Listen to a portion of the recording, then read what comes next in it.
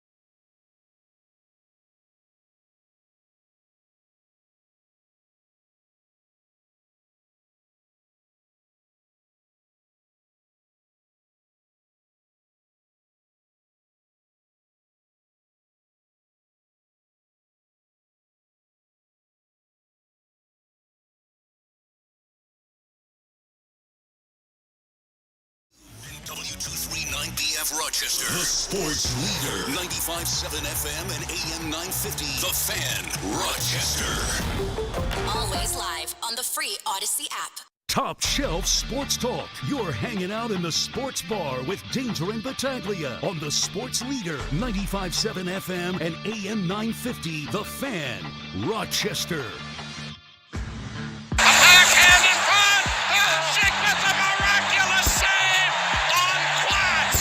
Do you believe? Oh, brother, we are not worthy. Dominic Hasek does it again.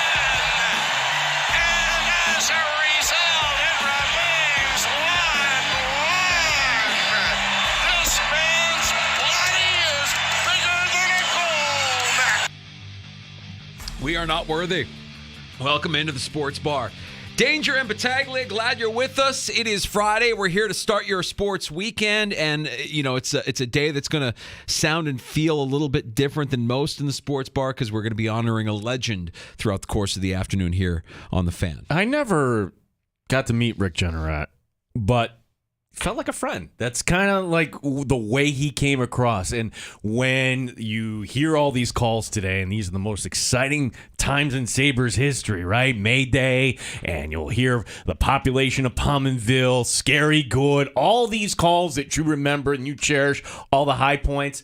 He was also a friend on a Tuesday night that if it wasn't so good, he kind of let you know in the tone of his voice, hey, this isn't going so well. 51 years at anything.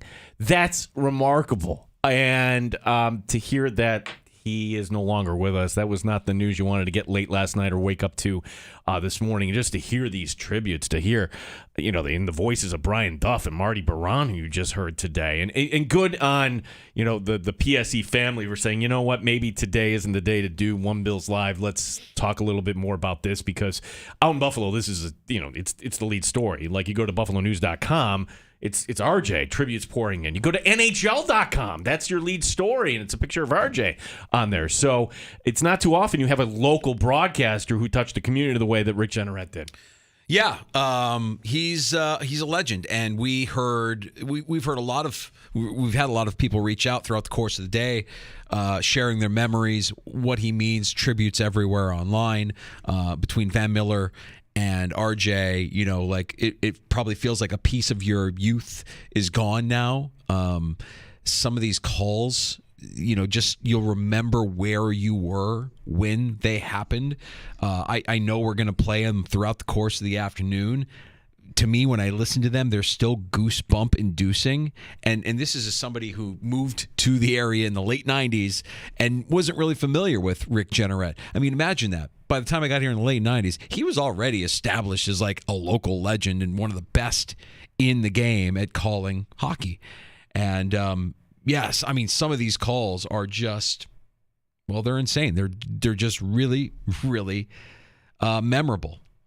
I keep going back and trying to think, like, is there one that I love more than the other? Like, I know you have a favorite, Gino. I do, because when this game was over, watching this in real time, I was ready to go out and fight somebody. I'm talking about the 2007 fight between the Sens and the Sabres and Marty Baron and Ray Emery, and there's Rick Jeanneret. And that's something you cannot prepare for. Nobody goes into a game thinking, oh my gosh, this is going to be a night where all hell's going to break loose, and Marty Baron is going after the other goalie, and there's Lindy Ruff ready to fight the other coach, and all this is happening, and RJ just delivers it in the perfect tone, and you watch this today, and you're brought back to that. And Biron is looking for Emery. Here's Biron, center ice. This is teeing off on one another. Emery fires a punch down on the ice. The two goaltenders go. Now here's Peters trying to get back in there again. Well, there's an example. You go after one of our best players, we're going after yours. And Absolutely. That's what this is about. Now, Biron just dropped Emery. And over comes Peters to grab Emery, and this is really going to get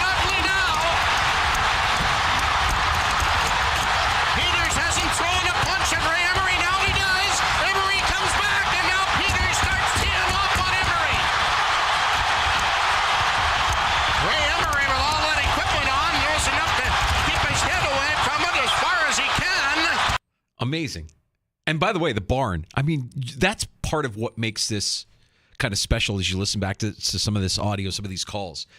The soundtrack for RJ was a barn that was electric, just electric. And I know a lot of you can be, I was at that game. We were all at that game, weren't we? Yeah, we were at that game. Oh yeah, we were at the game when when Drury scored. We all remember that one, right? That was against that was Drury against the Rangers, ironically. Yeah, everybody was at that game. Close to the boards, though, the Rangers. Here's Drury after it in the corner. Drury spun it out in front. There's the shot. Blocked in front. Rebound.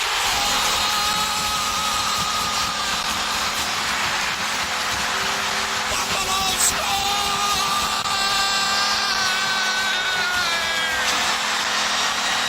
Chris Drury! Close! Chris Drury has tied it at 1 with 7.7 seconds to go! Oh, brother!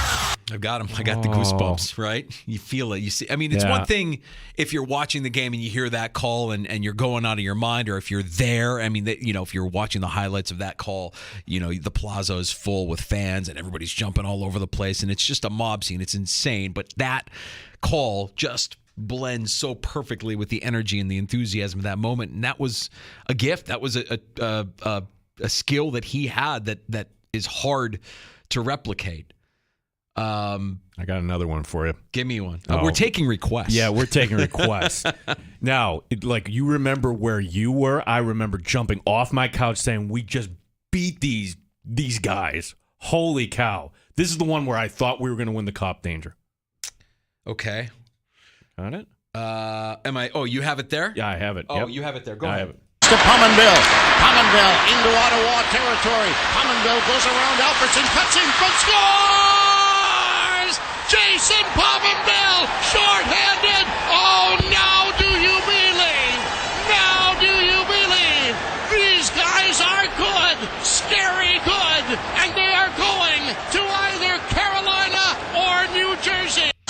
Yeah, scary good is great. That's a top 3. Yep, I remember that one. I don't know that this is my favorite RJ call, but man, it's just such a memorable play and such a memorable call.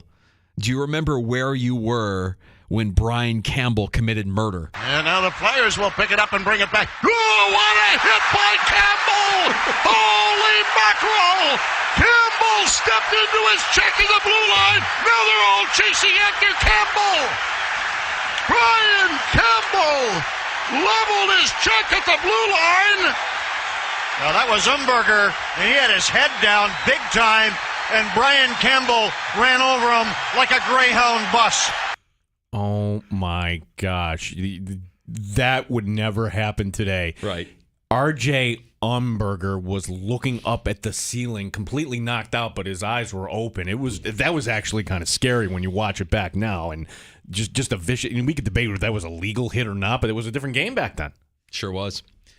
And then the calls where instantly you have now a phrase that is yours, a catchphrase that you will always remember, that you'll always align with RJ. There's another shot. They score!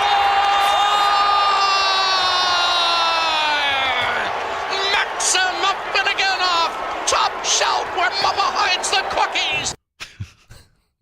That sent the Sabres past the Rangers, if I'm not mistaken. Yeah.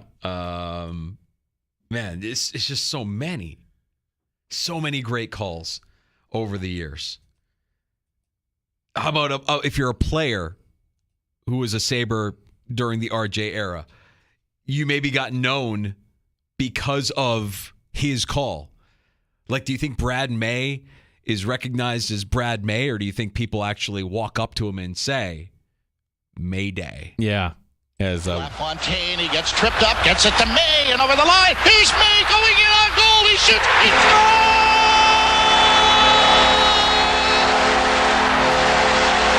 Mayday! Mayday! Mayday! Mayday! Mayday! Brad May wins it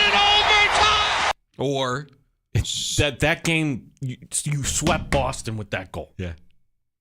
Or Stu. Hooker ties him up. Knocked it over the line to Barnes with a shot. He scores!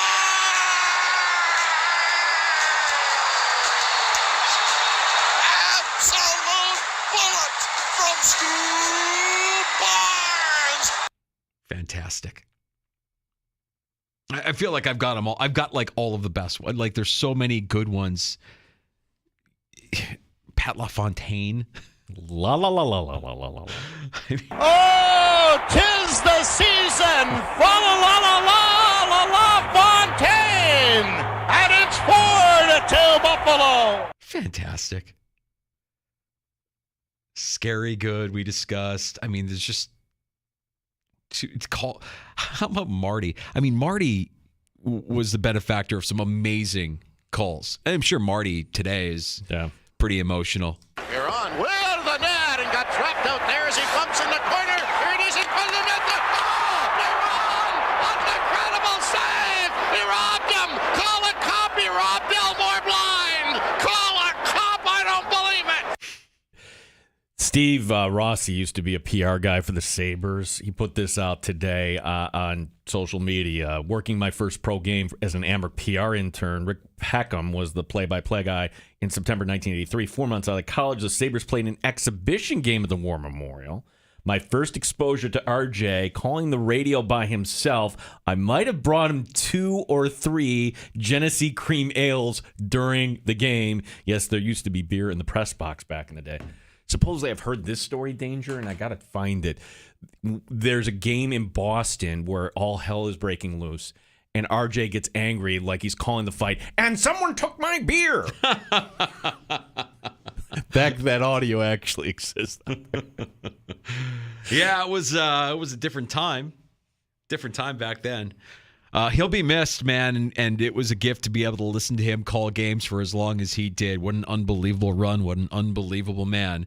Throughout the course of the afternoon, we'll be paying tribute to the great Rick Jeanneret, who has passed away. And it's kind of a bummer, right? Because Jeanneret, right at the end, you can make the argument this has been the worst stretch in Sabres history, right? Yeah. And there he was. At least he was able to come back for a 51st season and experience that with the fans, and good by the Sabres to bring him up. And now that the team is actually getting good, maybe there's a little motivation to be drawn from that, right? A little inspiration to be drawn from a guy who did it for 51 years with the organization. I'm sure there'll be patches worn on the jerseys this year, and who knows? Maybe this is the start. Maybe this is the inspiration for a special season for the Buffalo Sabres. So many RJ stories. The one I learned today when on our station, Doc Emmerich came on. Mm-hmm. He was talking with Marty and Duffer. And Doc Emmerich tells a story. I never heard this one. Now, way before our time. You go to the donut chain, Tim Horton. Tim Horton was a great Buffalo Sabre, great Toronto Maple Leaf. Man who was killed on the Peace Bridge on New Year's Eve in a single car accident. Tragic, right? And RJ was the first one to learn. He gets a call in the middle of the night, and it's the Canadian authorities. And, well, it's the middle of the night. It's New Year's Eve. They don't know who to contact. It's a single car crash. They can't reach anybody from the Buffalo Sabres. They can't reach family members. But they looked up Rick Jeanneret in the phone book and found Rick Jeanneret. Wow. So Rick Jeanneret was the first one to find out and let everybody know about the passing of Tim Horton. Well, we'll talk more RJ later this afternoon. We'll be joined by Paul Hamilton, who's going to stop by the sports bar here right around 4:25. You, of course, know Paul from his work with the Sabres at WGR, Odyssey Sports sister station. Now, we've seen Paul kind of tooling around St. John Fisher a couple of weeks ago, too, during training camp, so I'm sure he has some Bills thoughts that we can pick his brain about as well. And I think we're a month away from Prospects Challenge. They have a lot of teams coming in there, too, yeah. Yeah. So, Paul's favorite RJ memories, we'll talk a little about that with them. State of the Sabres and a little Bills talk with Paul. Yes, the Bills are playing. That'll be tomorrow night on our station, preseason game number 2. And our friend Chris Mack, who has a Pittsburgh radio background, was with the Fan in Pittsburgh and now is doing a lot on BetQL. In fact, if you're listening on a Saturday, quite often you hear him as part of the BetQL network on our station. And we'll not only talk some Steelers, but maybe some futures, maybe some little betting tips here. Chris Mack will be joining us here shortly. Yeah, Mac knows his stuff. He'll be joining us here in about 10, 15 minutes or so. You can hear him on the BetQL Network here on the Fan Rochester weekends and on our Odyssey Sports sister station 93.7, the Fan in Pittsburgh as well. We have time for your calls. If you want to share RJ memories with us, we'd love that. I feel like we're taking requests. Well, he was supposed to be in town last week. Right. He was supposed to be at the Red Wing game. It was going to be, the Red Wings do these meet and greets, and who wouldn't like to meet Rick Jeanneret? And it was a last-second fill-in. Rob Ray came in, and I guess now we know why. That's right. You can join us on the Good Smoke Barbecue and Pub Wingman line. That number is 866-4FAN, 866-4326. Award-winning barbecue from Good Smoke Barbecue and Pub. The new location at 135 West Commercial Street in East Rochester, goodsmokebbq.com. Yeah. So, Bills tomorrow night. It feels almost like kind of like the push to the background here. As who are you looking at? Right. We could also talk about that. One player I'm actually going to be interested in looking at is do the Bills actually have a swing tackle? Could it actually be Richard Garage? We're going to be joined Monday by Ryan Talbot, and Ryan Talbot is somebody who is saying, "Hey, that's somebody who could be, at the backup position at tackle." I bring this up because there's a story today in the NFL that Jason Peters has announced he wants to come back and join a team for his 20th season. Jason Peters is one of the biggest mistakes in Buffalo Bills history. Jason Peters is a Hall of Fame left tackle who Russ Brandon didn't want to pay. Now, yes, you traded him and got a first-round pick, and that first-round pick ended up being Eric Wood, but you can't give away a left tackle like that. And Jason Peters, did great things for Philadelphia after his time in Buffalo. I don't know. You'd really. He's probably going to find work danger, but I don't know if he's got anything left there. I mean, did you watch any of his play last year in Dallas? No. Wasn't great. I mean, he's serviceable, but it's obvious. I mean, like the guy, there were moments throughout the season. I just remember watching some Dallas games and seeing him. He couldn't stay consistently on the field. Like he looked tired. He just looked like he was getting beat up. It's almost unfair. I mean, I get it, and the experience is great, and the technique is obviously great, but the physicality is just not what it once was. He's a great story, and if he does latch on with the team, it'll be remarkable. His 20th season in the NFL, playing left tackle. I mean, what a run! And you're right, future Hall of Famer. Does he come back to Buffalo for his final year? I mean, it's not like he's going to come to Buffalo and want to retire a Bill. Let's face it, the Bills traded him away. And he made the most out of his opportunity in Philadelphia. I think that's who he's most synonymous and known for now is his time with the Eagles. Yeah, it's funny. Like when we talk about guys that were given away here, like Marshawn comes up usually on the list for good reason. But Jason Peters, my goodness, what a mistake that was. And look, other players we'll be watching tomorrow night. I think maybe we will be talking the good, the bad, or what happened with Andy Isabella. Andy Isabella is a player that everybody's kind of gravitating to. And so do the Bills, do they go with three? I'm trying to do the math here. If you want Andy Isabella on the team, at whose expense does this come? Do you actually go with three running backs? Yeah, I think you and I are both on the same page. You said yesterday practice squad, holding firm on that. I think practice squad. And he was available to everybody as training camps were opening everywhere. The Bills picking him up, I think, like day 2 of training camp. I know that you say, if he's on the practice squad, any team can go get him. Well, any team could have gotten him earlier in the summer, right? Or last year, right? They haven't done it. They didn't do it.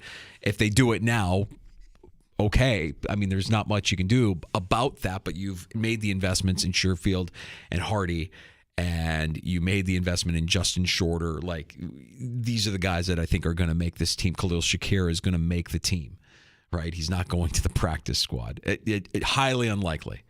So it'll be interesting to see if he gets some run with the ones, if he gets out there when Josh Allen is out there, if he catches a pass from Josh Allen. But maybe he's out there, but I don't know that he's that involved with the first team for the quarter and a half that we're reportedly going to hear them or see from them tomorrow afternoon or tomorrow evening in Pittsburgh. But it's worth watching. And for me, it's still, how does Tyrell Dotson look? How does that middle linebacker position work?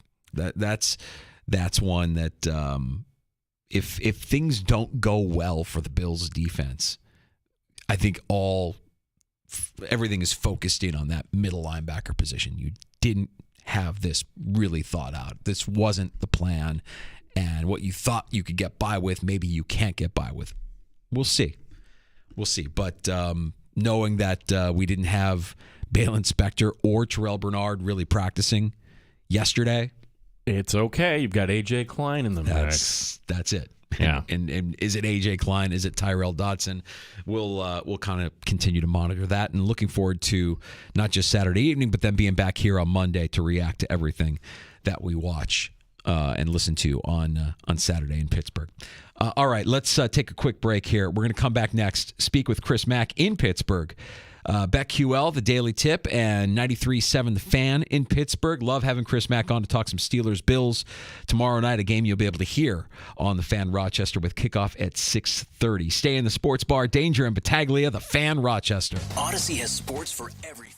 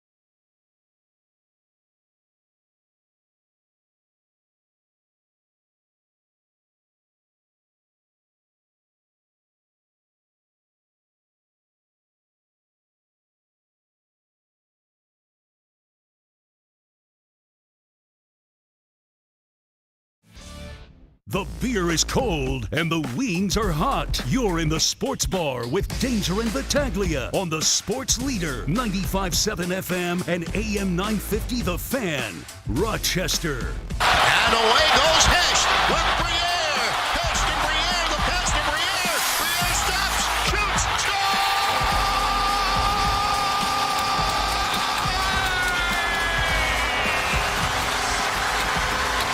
The Cookie Monster strikes again. Top shelf. Buffalo wins it in overtime. Another great call from RJ. And we'll be playing those throughout the course of the afternoon. Mentioned Paul Hamilton will be joining us about an hour from now. Here in the Sports Bar with Danger and Battaglia. Bills preseason football tomorrow night, 6:30 kickoff here on the Fan Rochester. We welcome in Chris Mack from 93.7 The Fan in Pittsburgh, our Odyssey Sports sister station. You also hear Chris as part of the BetQL network. Chris, always love having you on. How's preseason been for the Steelers so far?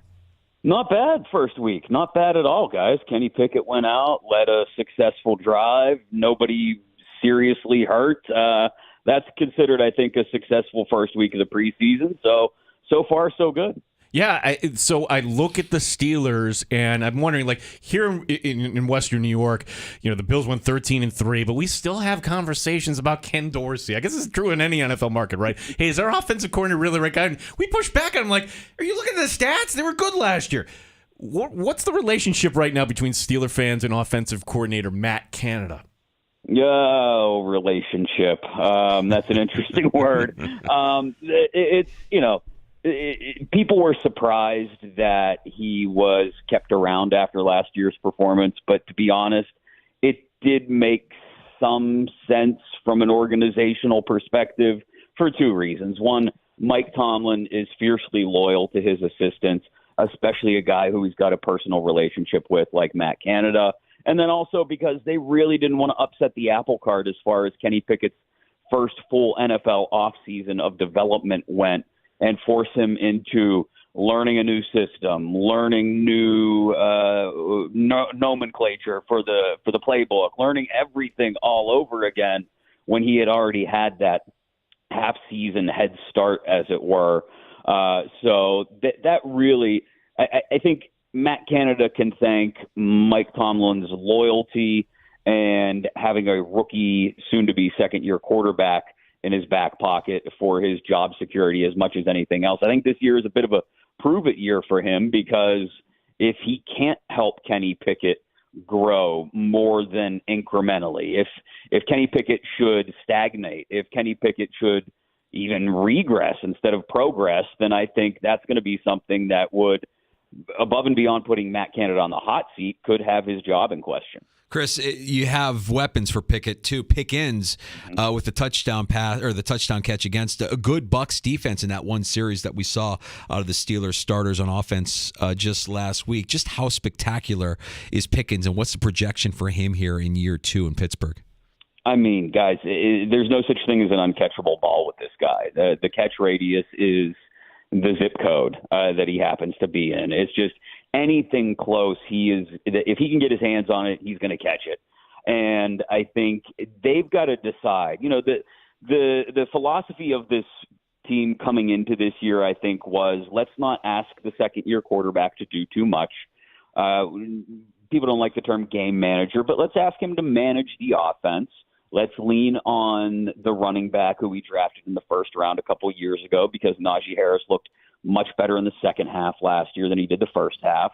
Let's count on an improved offensive line. They go out and sign Isaac Seumalo. They draft Broderick Jones, who hasn't even won the starting job yet because Dan Moore Jr. on the left side has done such a good job of holding Jones off.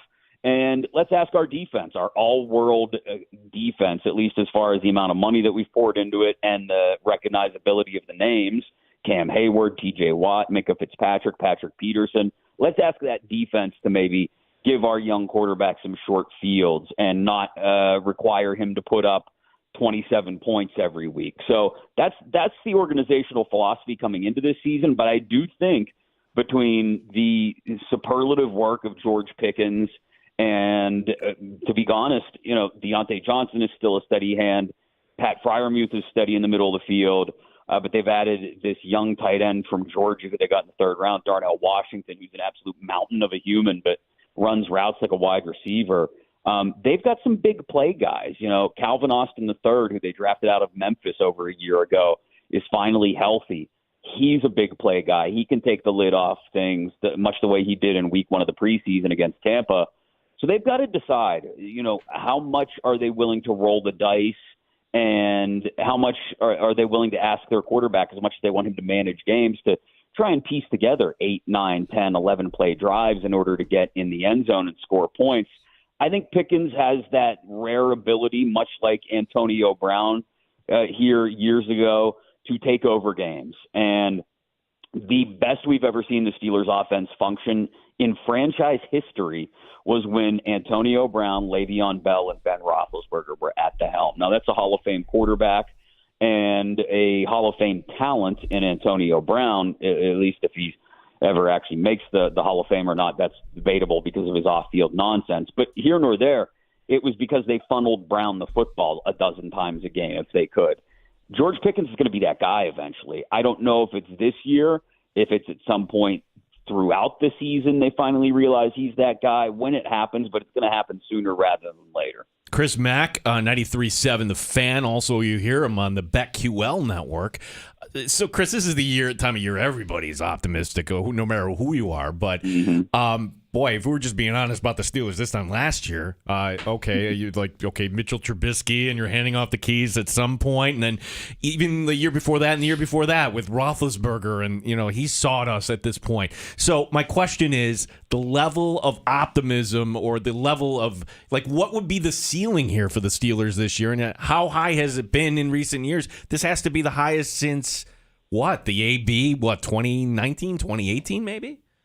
Yeah, I think going into the season, certainly the expectations are as high as they've been during a preseason since, you're probably right, 2019, which would have been the first year. No, you know what? Probably 2018, because that was the last year of Antonio Brown. And 19, people didn't quite know what to expect. 2020 was what it was. It was the weird COVID year, and they actually did get off to an incredibly hot start, 11-0. 2021, we knew it was the swan song for Ben. 2022, we knew we had a rookie quarterback. I think because of that exponential growth that some people expect from Pickett, their expectations are probably a little outsized, to be honest. I think this is still probably a 9, maybe if everything breaks right, 10-win team. I think it's going to take 10 wins to get into the playoffs in the AFC because of how stacked things are, because you've got Miami, because you've got the Chargers, because you've got Baltimore. And those are just wild card caliber teams, right? That's not even mentioning Buffalo, Kansas City, Cincinnati, and whoever wins the South by default. So there you go. There's 7 playoff teams, and I imagine each one of them is probably favored to win double-digit games. And we haven't even gotten to the Jets, who could be a dark horse, or the Browns, who could be a dark horse.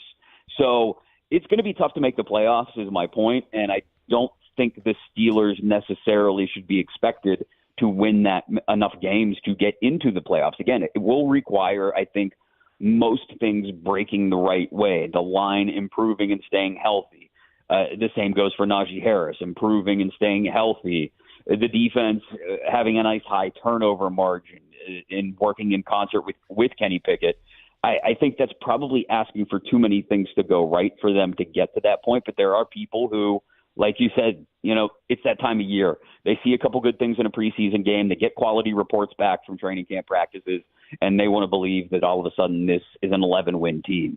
It's possible. I just don't think it's probable. Chris, TJ Watt, I think, is such a critical piece, obviously, to the defense. And when he was gone last year, the team felt it. I actually have been saying all offseason, I think Pittsburgh is a playoff team. I think that defense is legit. I think that Kenny Pickett will make improvements. And I think they can get to that 10-win threshold that you're talking about in order to make it to the postseason. And the other reason why I say it with kind of conviction and confidence, and I have Steeler fan friends who point this out, and it's, if you watch the team enough, you see it. It feels like they always play up or down to the level of their competition. That no opponent is too tough, and no underdog should be every underdog you're going to kind of play down to that as well, which is maddening.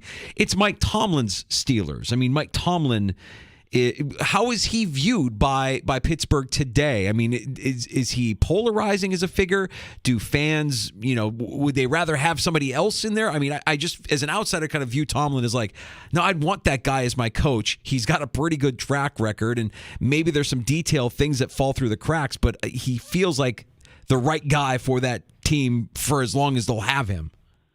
Yeah, he is a somewhat polarizing figure. I'll definitely grant you that. And that's because, expectations for Steeler fans are all over the place.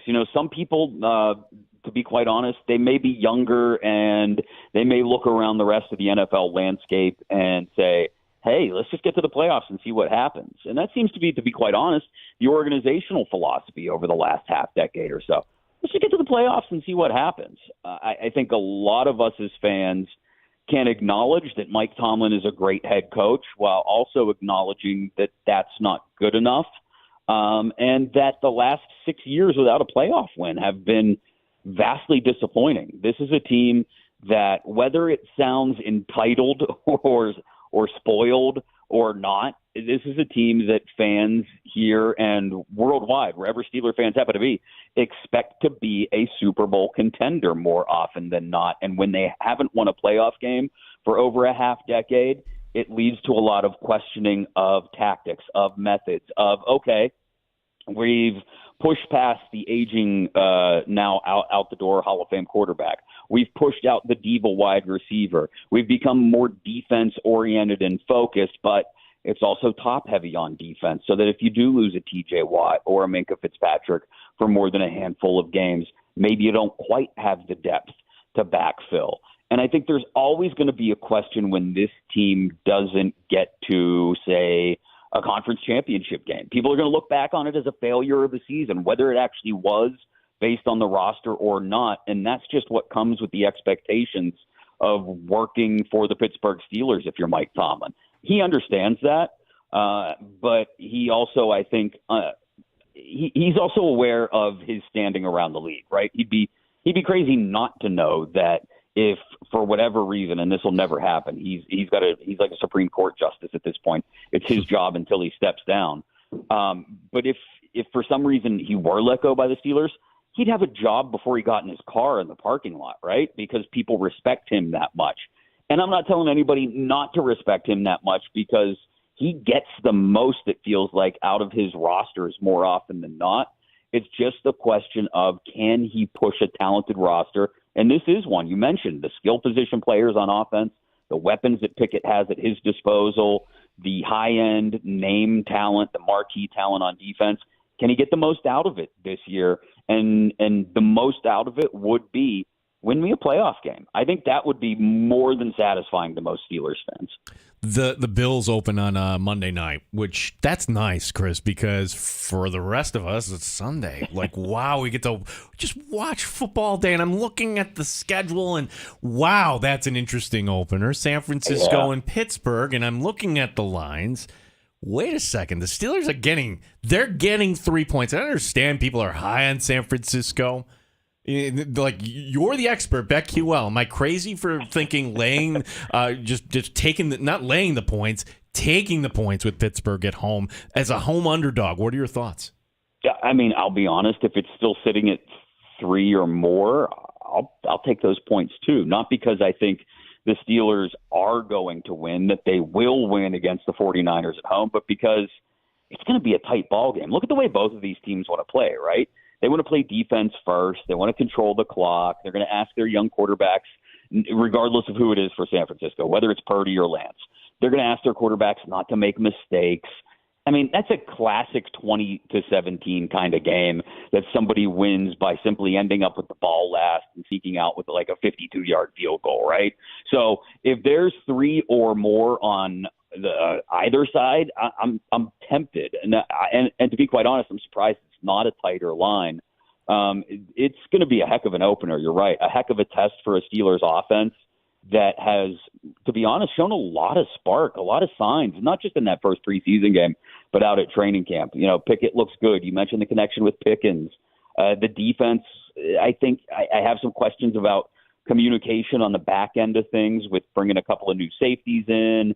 and a rookie corner and Joey Porter, who may or may not be a starter right out of the gate. So it'll be interesting to watch week one, that's for sure. And that's anytime the Steelers get points at home, I think you got to ask yourself whether the opponent is actually going to be able to outscore that spread. And I think in the Niners case, you look at it and say, well, no, I mean, it's the Niners. Yeah, they've got some weapons too, but if it's Purdy or it's Lance, I don't see them scoring more than 23 against a healthy Steelers defense. All right, Chris, so we have week 2 of the preseason Saturday with Buffalo coming in. We know that Josh Allen and the offensive starters for Buffalo play probably a quarter and a half. We also know that you'll see more of the Steelers' first-team offense, more than the one series they played in last week's game against the Bucs. What's the expectation? How much of Kenny Pickett, George Pickens will we see come Saturday night here? I think Mike Tomlin is going to be inclined to let them stay in there until they get some points on the board, unless it becomes obvious that it's not going to happen for some reason. He doesn't want to overextend those guys because, I'll be honest, I think he learned some lessons from last year when T.J. Watt got his knee cut out by T.J. Hawkinson in one preseason game. Najee Harris suffered a Liz Frank injury at training camp, and then Tomlin played him in exhibition games anyway. In the first half of the season, he stunk because he was playing with a metal plate in his shoe. I think he's learned some lessons from that. So I think defensively, I think you'll see a series for like the Cam Hayward, T.J. Watt, Minka Fitzpatrick, Patrick Peterson core of the defense, and then they'll move on. I think on the offensive side, if they go out and score on the first drive, then maybe we get one more series as a cameo. If they don't score on the first drive, I think he'll keep them in there to give them a legitimate chance to put some points on the board. So maybe most of the first quarter for the offense and maybe just a drive or two if they keep it to a couple of 3-and-outs for the defense. Chris, while you're here, I'd be remiss if I didn't ask you for your advice here and help us make some money here. Like as far as NFL futures, it's that time of year we're looking at this stuff. Is there a team? Is there a team right now you're like, I'm high on? They have this too low, or look, go the under on this. Like anything you're noticing that doesn't seem quite right to you. So there are two teams, and look, these are going to sound like what my friend Jeremy Kahn in Baltimore, also on the BetQL network, calls vomit plays, but they are teams that nobody is going to sign up to join the bandwagon anytime soon. But they've got young quarterbacks that I think with the weapons around them can do more than is expected of them. And that's Sam Howell in Washington, who was just named the starter today. And you see somewhere around 7 wins on the board for them. And Bryce Young, to be honest, in Carolina. If that offensive line, if last week's preseason opener for the Panthers was what I think it was, which was just a singular bad performance, and they actually get some things together as that unit gels, neither one of those teams is going to the playoffs, but I think both teams have a chance and both quarterbacks have a chance to really get people to stand up and take notice. And we could be looking at one, if not both of those teams, as an 8-9 team at the end of the year that people go, oh, wait, I only had them down for 6. But 8 is going to beat the total in either team's case. So, again, those aren't sexy plays, but I think there are a couple of teams to keep an eye on. Watch the quarterbacks in preseason. Bryce Young plays again tonight against a pretty good Giants defense. I don't know who will play for that Giants defense tonight, but keep an eye on how those young quarterbacks progress in the rest of their preseason work because both guys are getting a lot of it. And then I'd be tempted to take the over in wins for both of those teams and know that if everything breaks right, maybe you've cleared that number by December if they're really playing way out over their skis. Again, not sexy picks, but two that I have in mind in particular. All right, Chris, so we know you from 93.7 The Fan in Pittsburgh. We now know you from BetQL as well. We get to hear you every weekend. Give us a little bit more of a window here when we can get more winners from you this weekend here on The Fan. Sunday morning, the BetQL network, we will be on from 9 a.m. to noon as we are every Sunday with 5 Star Weekend. Myself and Sean Marash will have you covered with a bunch of weekend bets. And obviously, this time of year, we'll be talking a ton of NFL. And we're only a week away from college football, too. And next week, BetQL U will get started, which will be a 1-hour show Thursday nights as well as Friday afternoons on the BetQL network. We'll get you prepped for the whole college football slate every weekend as well. So Find me on Twitter as well, at the Chris Mack. Chris, appreciate you, and let's do this again through the course of the season. Some great info. Thanks so much. Absolutely, guys. Thanks so much for asking me to come on. You got it. Chris Mack. You can hear him on the BetQL Network Sunday mornings here on The Fan. Also at 93.7 The Fan, our Odyssey Sports sister station in Pittsburgh. A little preview of the Bills and the Steelers and a little outlook for the Steelers' 2023 season. Mike Tomlin's like a Supreme Court justice. Not going anywhere. Right. I mean, it's true. What would have to happen for the Steelers to fire Mike Tomlin? There would have to be some sort of earth-shaking scandal. It would be, yeah, either that or like back-to-back 3-win seasons. Right. Like they could go and they won't go, but they could say if they won 2 games this year, he's going to be safe. Okay. This year, yeah. Yeah, I doubt that that's going to happen. I still think the Steelers are talented enough to make the postseason. If they stay healthy, that's a different team last year than what we saw.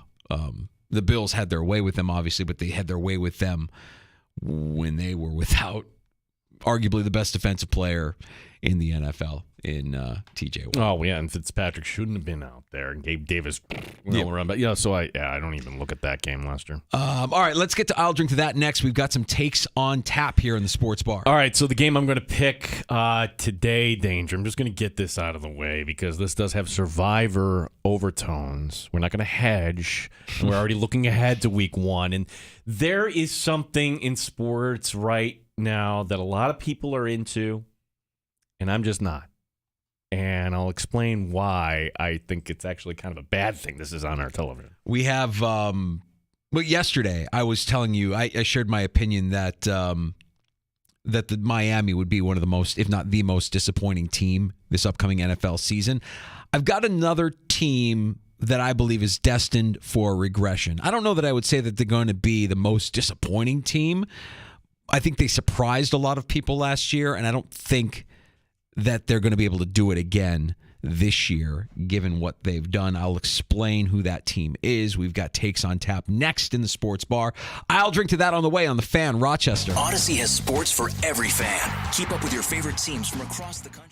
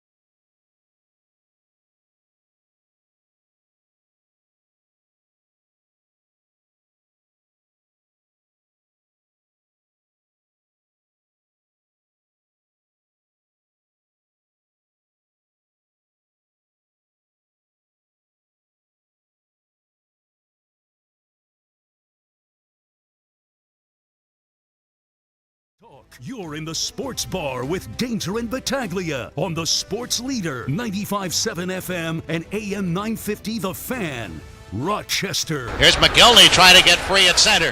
McGillney in over the Montreal line to the backhand. Oh, my!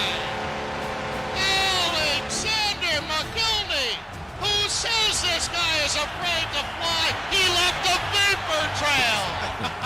Alexander McGillney makes it 2-1. Another classic RJ caller. We'll be paying tribute to Rick Jenneret all throughout the afternoon. Paul Hamilton, WGR, the Buffalo Sabres Radio Network, will be joining us here in about a half an hour or so. First, let's get to I'll Drink to That, some takes on tap in the sports bar. Yeah, Danger, I played Little League, so did my son. I enjoyed coaching. Maybe someday I'll get to coach again. I've come to this conclusion, though. The Little League World Series on television, just not for me. These kids are 12. It's great when you see the celebration and the big plays, but there's a flip side to this. Do you really need, the light on when they're making an error on national television? When you give up a big home run? When your dreams go up in smoke? Now, don't get me wrong. Like, this is part of youth sports, hey, learning, okay? There is a major benefit here.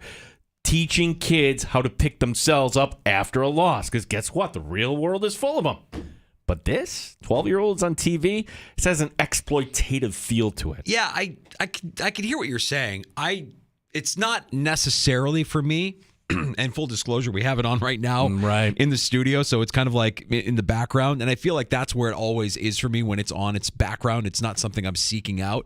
Now, I would feel differently if I had a rooting interest. Like if your hometown was in the Little League World Series, I think everybody would want to tune in to see what it is if you weren't actually there. The closest I have to it is I think Fargo, North Dakota is in this year's Little League World Series. I'm like, I'm kind of interested in that. I'm sure if I tune it in, I might hear a name or two that maybe I remember growing up, but I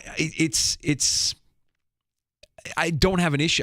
Here's what I don't want. I don't want to see the kids embarrassed. And if they make an error, it's an error, right? What I don't want to see is a team that's so mismatched, they get blown out and completely embarrassed, and it's just not a compelling product. That's what I don't want to see. That's part of this, too. And I think ESPN is doing a better job. I'll give them a little credit, because if there's a walk-off, if there is a home run, they're not cutting away to the losing team. Like every other sport would give you the reaction shot of professional. These aren't professionals. These are kids. So it used to be like, hey, here's the championship game on ABC's Wild World of Sports. And now let's call for what it is. It's filler programming. It is. That's what this is. They're absolutely taking advantage. And I'm sure that the Little League World Series appreciates that ESPN and the Little League softball World Series appreciates that ESPN has made the investment in time that they have. Well, if you've ever been there, and I've never been there for the actual games, but we drove through. It's, you're going down south, you're going to drive right by, right?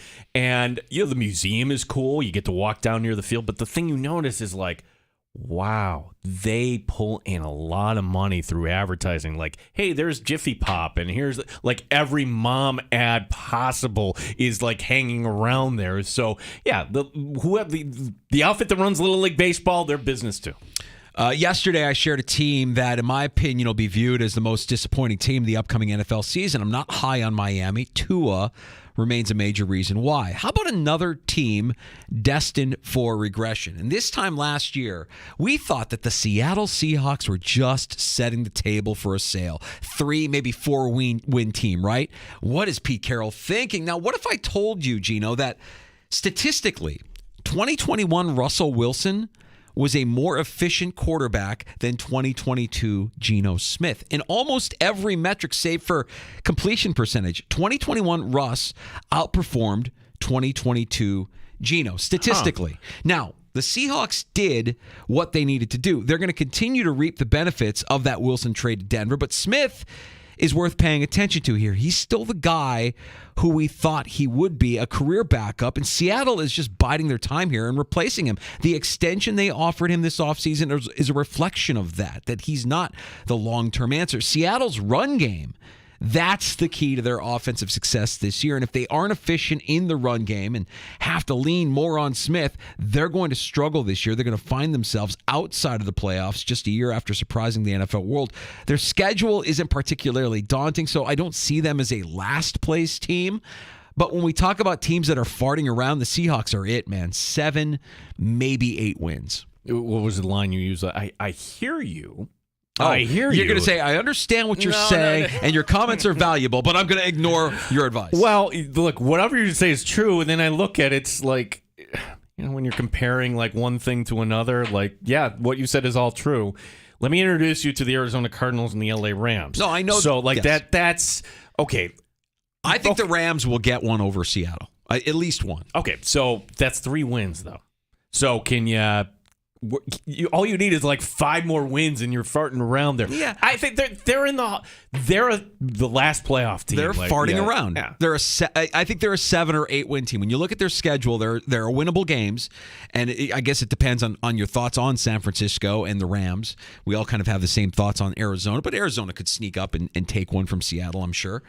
I just think that run game, it's always been the run game, right? If Carroll has the run game dialed in and you don't lean on the quarterback as much. I mean, remember the time when they let Russ cook and he was passing and they were winning and the offense looked amazing. And then I think it was the Buffalo game that actually turned that season because he started turning the ball over and you couldn't let Russ cook anymore. And that was the beginning of the end. The Bills broke Russell Wilson, but statistically that season, the 2021 season, Russ was a more efficient quarterback with the exception of completion percentage than Geno Smith was last year. That was the year Russ said, screw it, I want to be the MVP. That's right. That was, hey, let's not overlook, too, our favorite running back, Zach Charbonnet. So I'm going to have a little Charbonnet, mixing 2 wines there. Hashtag box wine mafia. I think that's at 610 in my future. Very good. Look, if you've been with the sports bar since year number 1, you know we love Survivor football. We do. And we'll have our first pick coming up September 5th. I feel like I'm going to ruin it here. I'm not a hypocrite. I'm not a hedger, right? We've had some highs in Survivor football. We've had some lows. This isn't a spoiler. As soon as the schedule came out, we circled this one. Look, I don't think in our time we've had such a lopsided matchup in week 1. Usually the NFL is kitschy. They'll put matchups that will be even. This ain't it, folks. Good luck to C.J. Stroud and the Houston Texans, who go into Baltimore as a 9-point underdog. 9 times. 9! You don't normally see that point spread here unless there's some major injury, which, to my knowledge, there isn't. Okay? If there is one team also that is primed and calloused for the regular season for week 1, it's the team coached by John Harbaugh. Like, we'll take this and move on, okay? Sorry, I'm not going to, spoiler alert. No hedging here, Danger. None, you cowards. Baltimore minus the 9. 9 times. Okay, we're rolling the tape, and we'll expect a Texans surprise win week 1. Get Maybe the Ravens come out of the gates a little bit slow. No, I'm with you on this one. It does feel like an obvious week 1 Survivor pick, but we've seen those obvious week 1 Survivor picks rise up and bite us in the past. Okay, so, and then... Well, gee, wouldn't you want to save Baltimore? No, savers or losers. I mean, do we have to go over the Survivor picks, the rules of Survivor? We'll get to that. Okay. Like, you're not going to win your pool in week 1, so, but 80% of my pool is picking Baltimore. I don't care. Yeah, I just, I can't wait for the refresher course, Survivor Football. Professor Gene at the front of the class telling everybody how they should play and who they should pick. Well, last year, you really went against me, and then... No, that was 2 years ago, and then last year, week 1, I did go against you. Yes, you did. And wait, no, I didn't take San Francisco week 1 against the Bears. I didn't get bounced week 1 of Survivor last year. I'm trying to remember how I got. I'll have to look it up. We got bounced by Colts Chiefs. Oh, right. Yes, and they're breaking my own rule and taking a road team. Unnecessary. Right. Shame. Yeah. Well, we'll get to Survive and Advance picks here in the sports bar as we move closer to week 1. I mean, geez, let's project here a little bit. We have Labor Day. The Bills, Labor Day, which leads up to the Thursday night game that first weekend, and then you have the Bills playing on Monday night. So we'll be abbreviated on Monday. That Tuesday after the Bills game will be on. So we'll have to give our picks for Survive in Advance. Labor Day is Monday, Tuesday the 5th. Yeah. Whew, okay. I think we just already kind of sort of did. Yeah. I mean, like that, the hedging would be, well, I'm taking the Ravens minus 9. But you know what? My Survivor pick's going to be something else. No. I like some people like hedging. I trust me. I've had multiple entries into the same pool. Yeah. I'm not doing that. Paul Hamilton of WGR and the Buffalo Sabres Radio Network will be joining us here in less than 20 minutes. We'll get his thoughts on it's a sad day in Western New York. I think everybody is kind of paying tribute in their own way and reflecting in their own way on the loss of Rick Jeanneret. He's an icon. And it was late last night that we got the news that he had passed. Yeah. So Paul Hamilton, I'm sure, has plenty of thoughts, and we'll speak with him here shortly in the Sports Bar. You're welcome to join us on the Good Smoke Barbecue and Pub Wingman line, 866-4FAN, 866-4326. Award-winning barbecue from Good Smoke Barbecue and Pub. The new location, 135 West Commercial Street in East Rochester, goodsmokebbq.com. On the air since 19...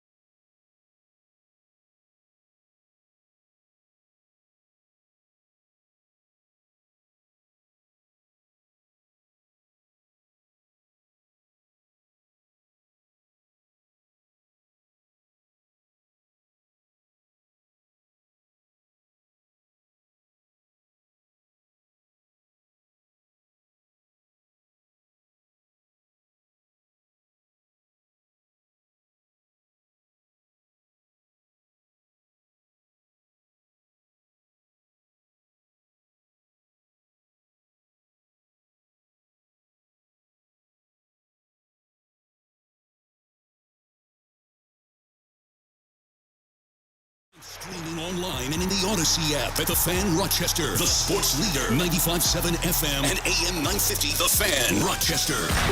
Always live on the free Odyssey app. The Fan Rochester Sports Update. It's a sad day in West New York sports. Rick Jeanneret, serving as the voice of the Buffalo Sabres for 51 seasons, passing away at the age of 81. We'll get the thoughts of Sabres reporter Paul Hamilton. It's coming up later this hour here in the Sports Bar. The Buffalo Bills making the trek to Pittsburgh today, where tomorrow night they'll face the Steelers. Josh Allen and the Stars to play about a quarter and a half in this game. 6:30 kickoff. Our coverage on the Fan Rochester will begin at 4 p.m. The Rochester Red Wings tonight down the Thruway. They're in Buffalo once again. Just one game in the majors as the Royals leading the Cubs at Wrigley 4-3 as they're in the top of the 7th. Blue Jays tonight playing in Cincinnati. The Yankees still trying to hang around. One game under 500. The Yankees at home tonight against Boston. Gene Battaglin, the sports leader, 95.7 FM and AM 950.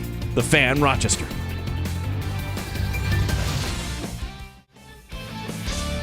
Neat or on the rocks? It's the Sports Bar with Danger and Battaglia on the Sports Leader, 95.7 FM and AM 950 The Fan, Rochester. Curtis Brown to the Dallas line and over. Jammed it in wide of the net. Sanderson was slowed down. Brown keeping it in. Got it in front. They score!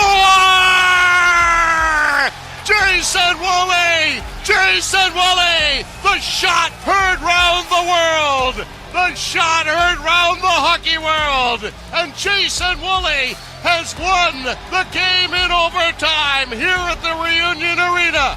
The Buffalo Sabres' first victory in Stanley Cup final action in 24 years. Oh my gosh! I'm like, what call is this? Woolley! You forgot about that one. Woolley What's was- missing yeah. from that one is the roar and the electricity of the barn, right? Like, that was on the road, but RJ still brought the energy. It didn't matter. I mean, it was a great call. The shot heard around the world. Oh my gosh! I remember thinking that night, oh my gosh, we stole one in Dallas. Yeah, the Cup is gonna come here, like and the Sabres would lose in 6 eventually. Boy, Jason Woolley of all the people. Thank you for playing that one. Of course. Yeah, well, I feel like we're taking requests. I feel like I'm back on PXY, like when I was in my 20s. Like, we'll take your requests for RJ. We will take your calls at 866-4326, 866-4FAM. We appreciate you checking us out at 95.7 FM, AM 950, the free-to-download Odyssey app. We're on your smart device. If you ask it to play 95.7 The Fan and at The Fan Rochester on YouTube and Twitch for the live stream of this afternoon's show. So Paul Hamilton will be joining us here in about 15 minutes or so. We'll get his thoughts on the passing of Rick Jeanneret. And man, where do you start? I mean, there are so many memorable moments. He meant so much to the organization, to the community, to our region, to the NHL, to just hockey. I mean, the guy was that impactful. You hear the Jason Woolley goal there, and you forget. I mean, some of these calls, when you hear them, they're goosebump inducing. Gino, I don't know that it's my favorite call, but the call where Brian Campbell committed murder when you hear RJ's reaction to it, it does. It gives me the goosebumps. And now the Flyers will pick it up and bring it back. Oh, what a hit by Campbell! Holy mackerel! Campbell stepped into his check in the blue line. Now they're all chasing after Campbell. Brian Campbell leveled his check at the blue line. Now that was Umberger, and he had his head down big time. And Brian Campbell ran over him like a Greyhound bus. Part of what I love about that is we'll never hear something like that again. Like, doubtful that you will hear in today's NHL a call like that on a play like that. This one is like the one here, Danger. Like this one, people know you if you were around. Just the fact that, can you imagine sweeping the Boston Bruins? This is how it ended.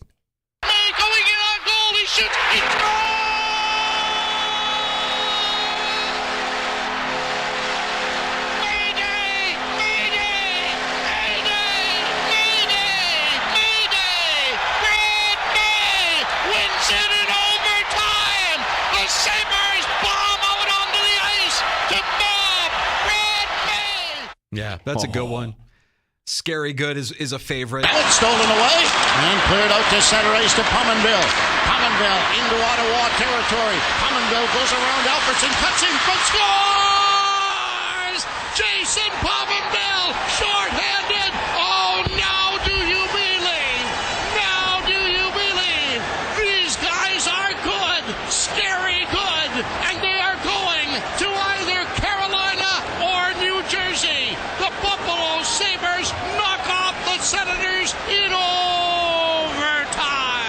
Now do you believe? Now do you believe? God.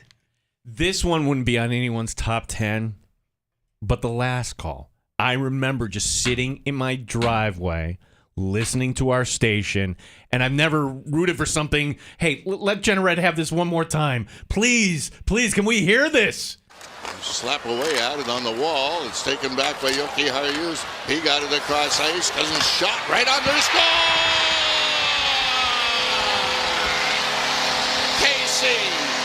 Casey at the back. Casey Middlestat hammers it home, and Buffalo wins it in overtime. He's the best.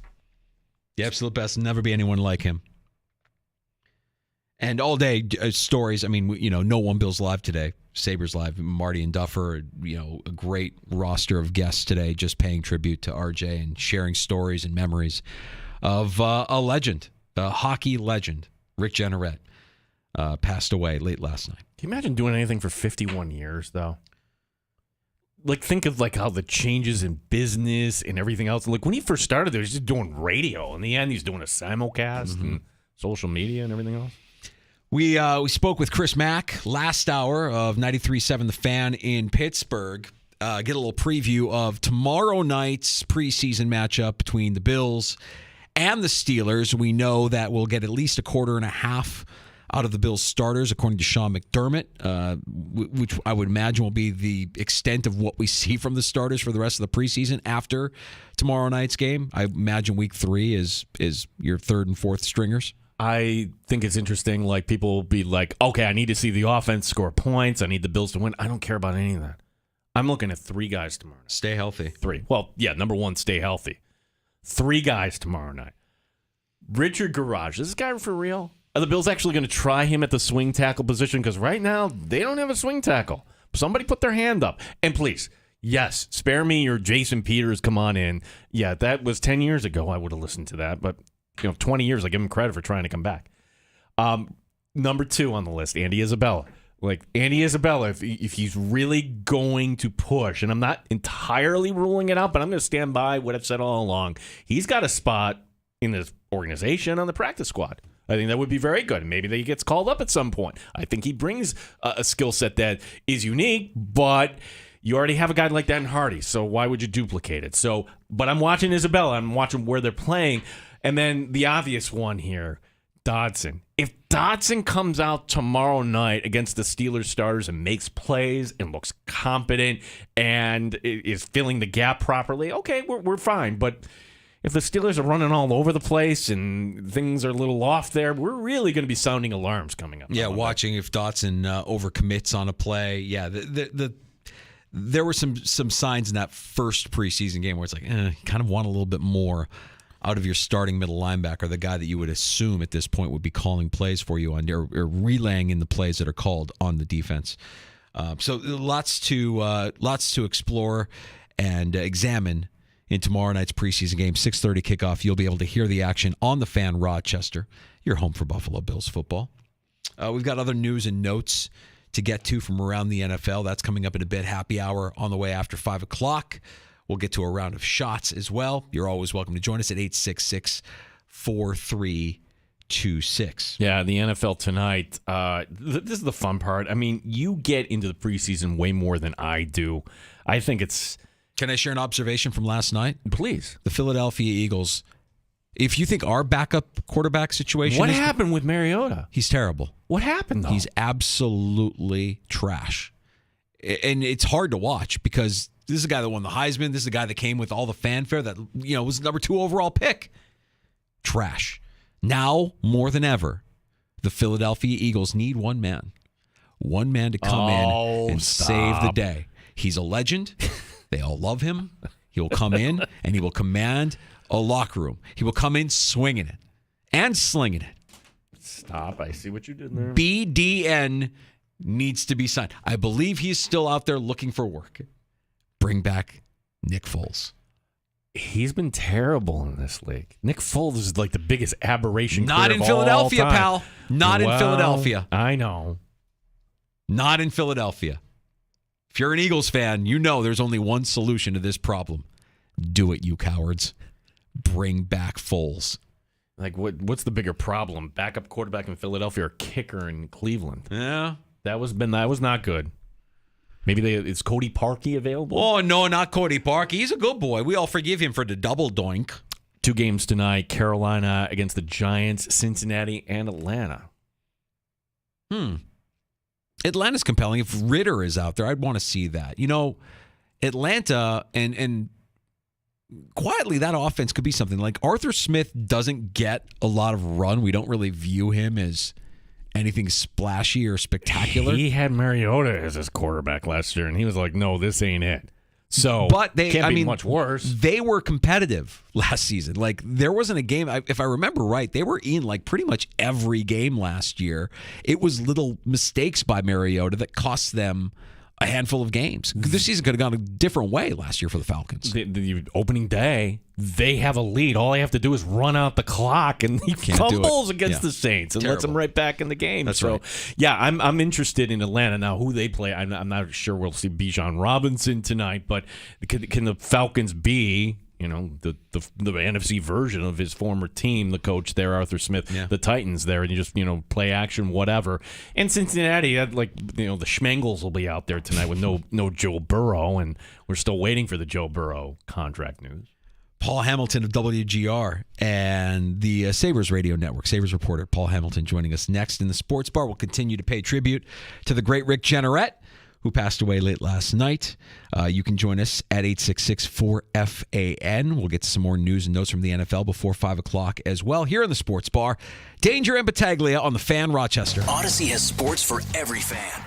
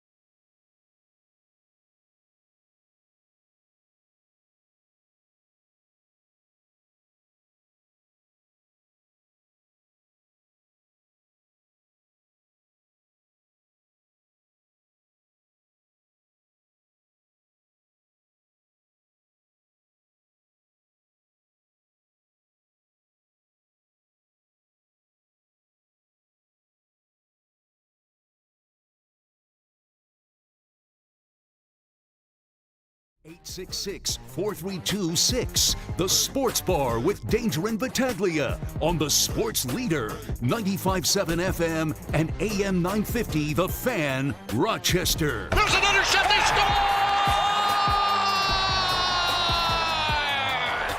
Maxim Finneganov, top shelf where Mama hides the cookies. Yeah, Jack reaching out to us on Twitter at the Fan Rochester. You played it. I would listen to the entire show of you replaying any or all calls with Top Shelf where Mama hides the cookies. R.I.P.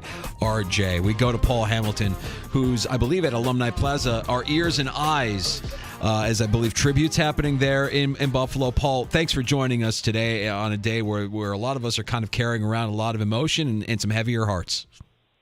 Yeah, and if you go to my Twitter feed, somebody just dropped by about 10, 15 minutes ago at the RJ Memorial here at Alumni Plaza. And yes, there are cookies on the top of the R of the RJ. So there are cookies, top shelf where Mama hides the cookies here at the Memorial. Paul, I'm happy that it didn't end his last year in the COVID year. Just the idea that Rick Jeanneret, if he didn't know, it kind of that last night against Chicago and how wonderful that was, 51 years, and how this man actually was.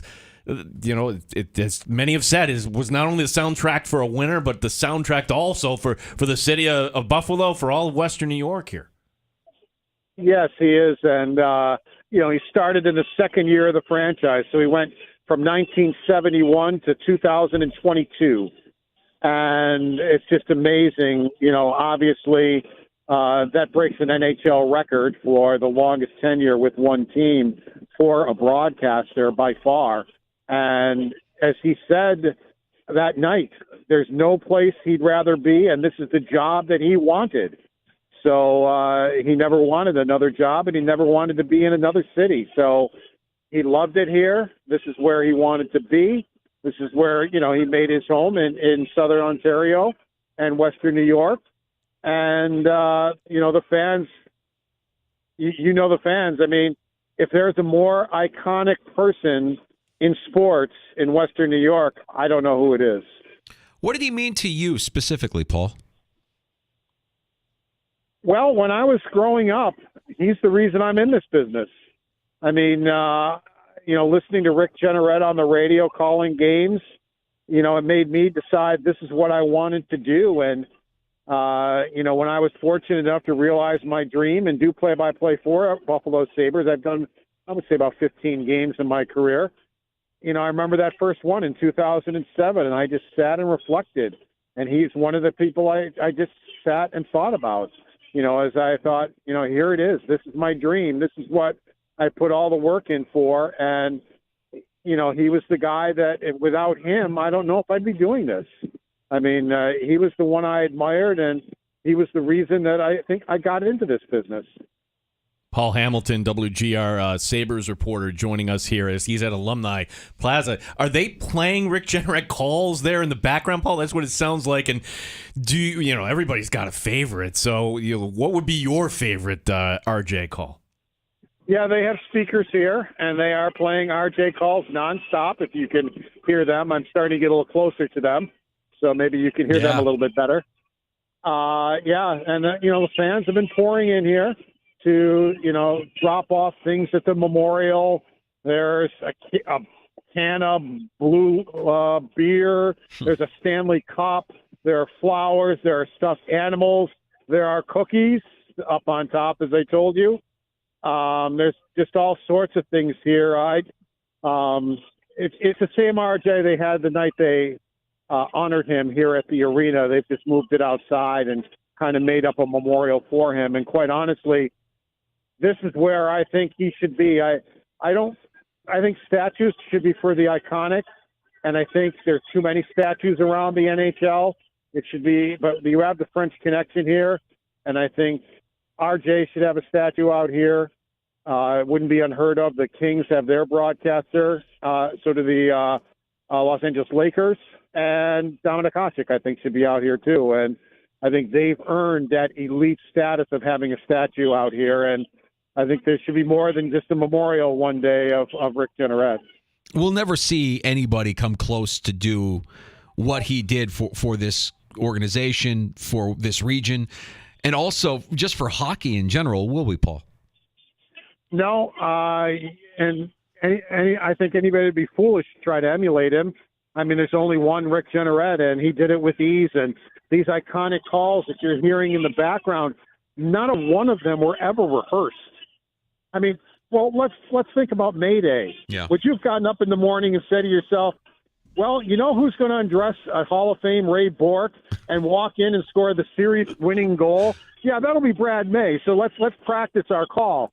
I mean, there's no way that you would have thought that. So, you know, he has such a quick wit about him, and these things, he just let the game come to him, and he would call the game that way, and it just was amazing what he was able to do.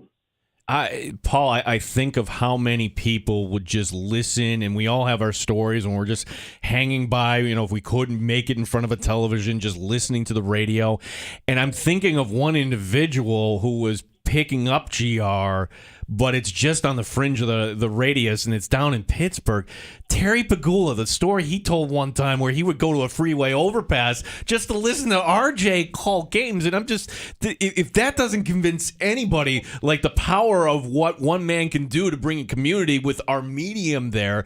And just, I'd love to get Terry's thoughts on, once again, what RJ actually meant to the Sabres for organization. I missed it when I went away to college for 4 years. You know, there wasn't, streams that you could go listen to or anything like that. I'm old. I mean, you weren't in town. You weren't here in the game. And I missed it for those 4 years I was gone. Paul Hamilton, Sabres beat reporter, WGR Odyssey Sports Sister Station, joining us here in the Sports Bar with Danger and Battaglia. Paul, thank you for sharing everything that's happening there and kind of being our ears and eyes on site there. As we remember RJ. We also ran into you at Bill's camp just a couple of weeks ago as well. Know that you're kind of following the team here through the preseason. I just wanted to get your thoughts on what you've seen so far to the Bills this preseason during camp. Any observations as we head into week 2 of the preseason tomorrow night against the Steelers? Yeah, it's been interesting to watch them have actually a full secondary. You stop and think last year, most of the time they had 2 or 3 guys injured out of their 4. Poyer was out. Hyde played 2 games. You didn't get Trey White back till Thanksgiving. And then you had the injury to Hamlin, one of your backups. So, and then Von Miller goes out. So you had a lot of injuries there, and I've been looking forward to kind of seeing everybody but Von Miller out there and seeing, what's going to happen at middle linebacker. What kind of talent do they have there? Are they going to be okay there? And so that's been one of the things I've been looking for. Some of those receivers that they've been talking about too. I've been interested in. Obviously, Kincaid. And Kincaid has been impressive so far in camp. But I also learned a long time ago, I try not to get too excited during training camp because you can get caught. I remember there was a receiver that made the team back when Bledsoe was around. I don't remember his name, but boy, Howard Simon, I thought he was just great. He couldn't run a route to save his life once the regular season started.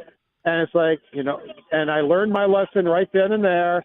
I take camp and preseason games with a grain of salt and, wait for the regular season.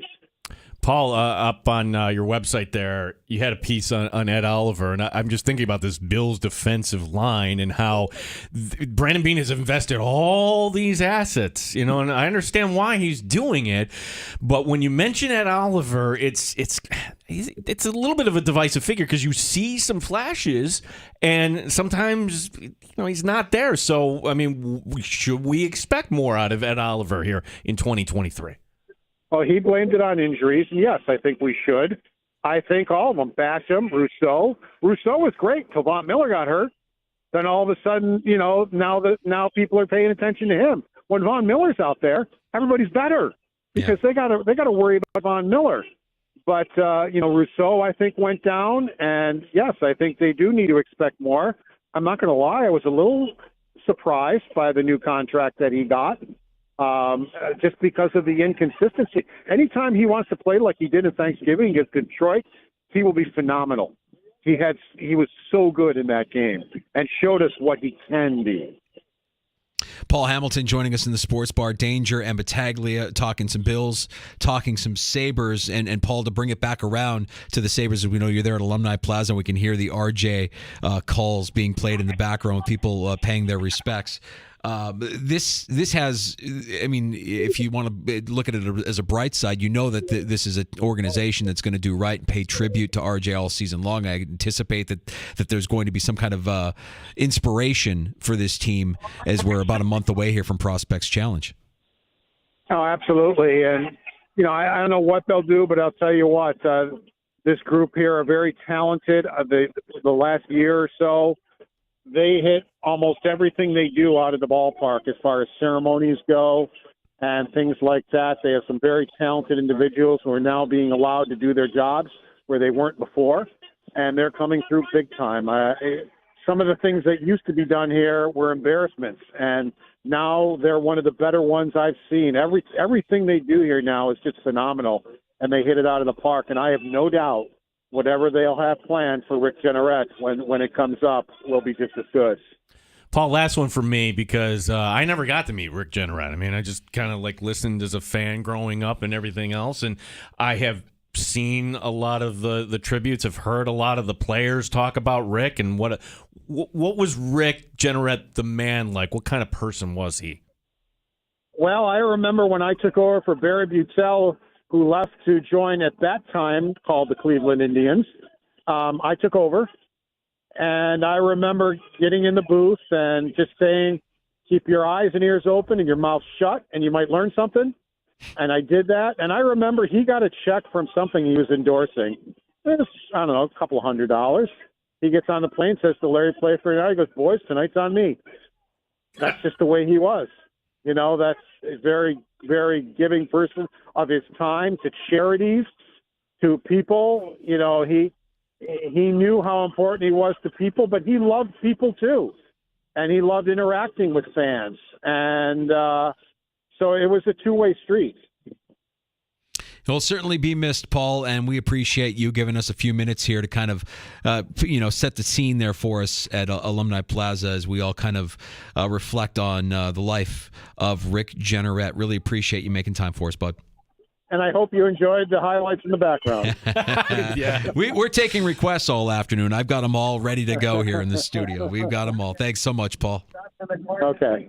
There he is, Paul Hamilton, joining us from Buffalo, and a little tribute there to Rick Jeanneret. Somebody put the cookies on the top shelf of DR. That's great. Yeah, normally these kind of tributes, it's like, okay, but look, go down there, have fun. If you're out there this weekend, and the big letters RJ up in the plaza. And I think Paul's right too. It's good that in Alumni Plaza, they have the statues of the French Connection. Can you get a couple more up? I mean, RJ deserves a statue. Be great. Would love to see it. Appreciate Paul giving us some time. Next, we shift gears to the NFL. Some news and notes to get to with appetizers. Yeah, some stories were kind of going around. So we got news about the Commanders. We got news about the Dolphins. Detroit cutting a familiar name. And there's a name that's out there right now that I know some Bills fans would be like, this guy would actually help the Bills as a depth piece. We can debate that. All right. Baseball season heading into the backstretch. Get in on the action with FanDuel, America's #1 sports book. It's Mike Danger for FanDuel Sportsbook, the official partner of 95.7 The Fan. Right now, new customers get a no-sweat first bet up to $1,000. That's up to $1,000 back in bonus bets if your first bet doesn't win. Just go to FanDuel.com/Mike to join today. MIKE. Don't miss your chance to get a no-sweat first bet up to $1,000 when you join FanDuel today. Just go to FanDuel.com/Mike to sign up. FanDuel, official partner of Major League Baseball. Major League Baseball trademarks used with permission. 21 plus and physically present in New York. First online real money wager only. $10 deposit required. Refund issued as non-withdrawable bonus bets which expire in 7 days. Restrictions apply. See full terms at FanDuel.com/sportsbook. For help with a gambling problem, call 1-877-8-HOPE-NY or text HOPE-NY 467-369. Odyssey has sports.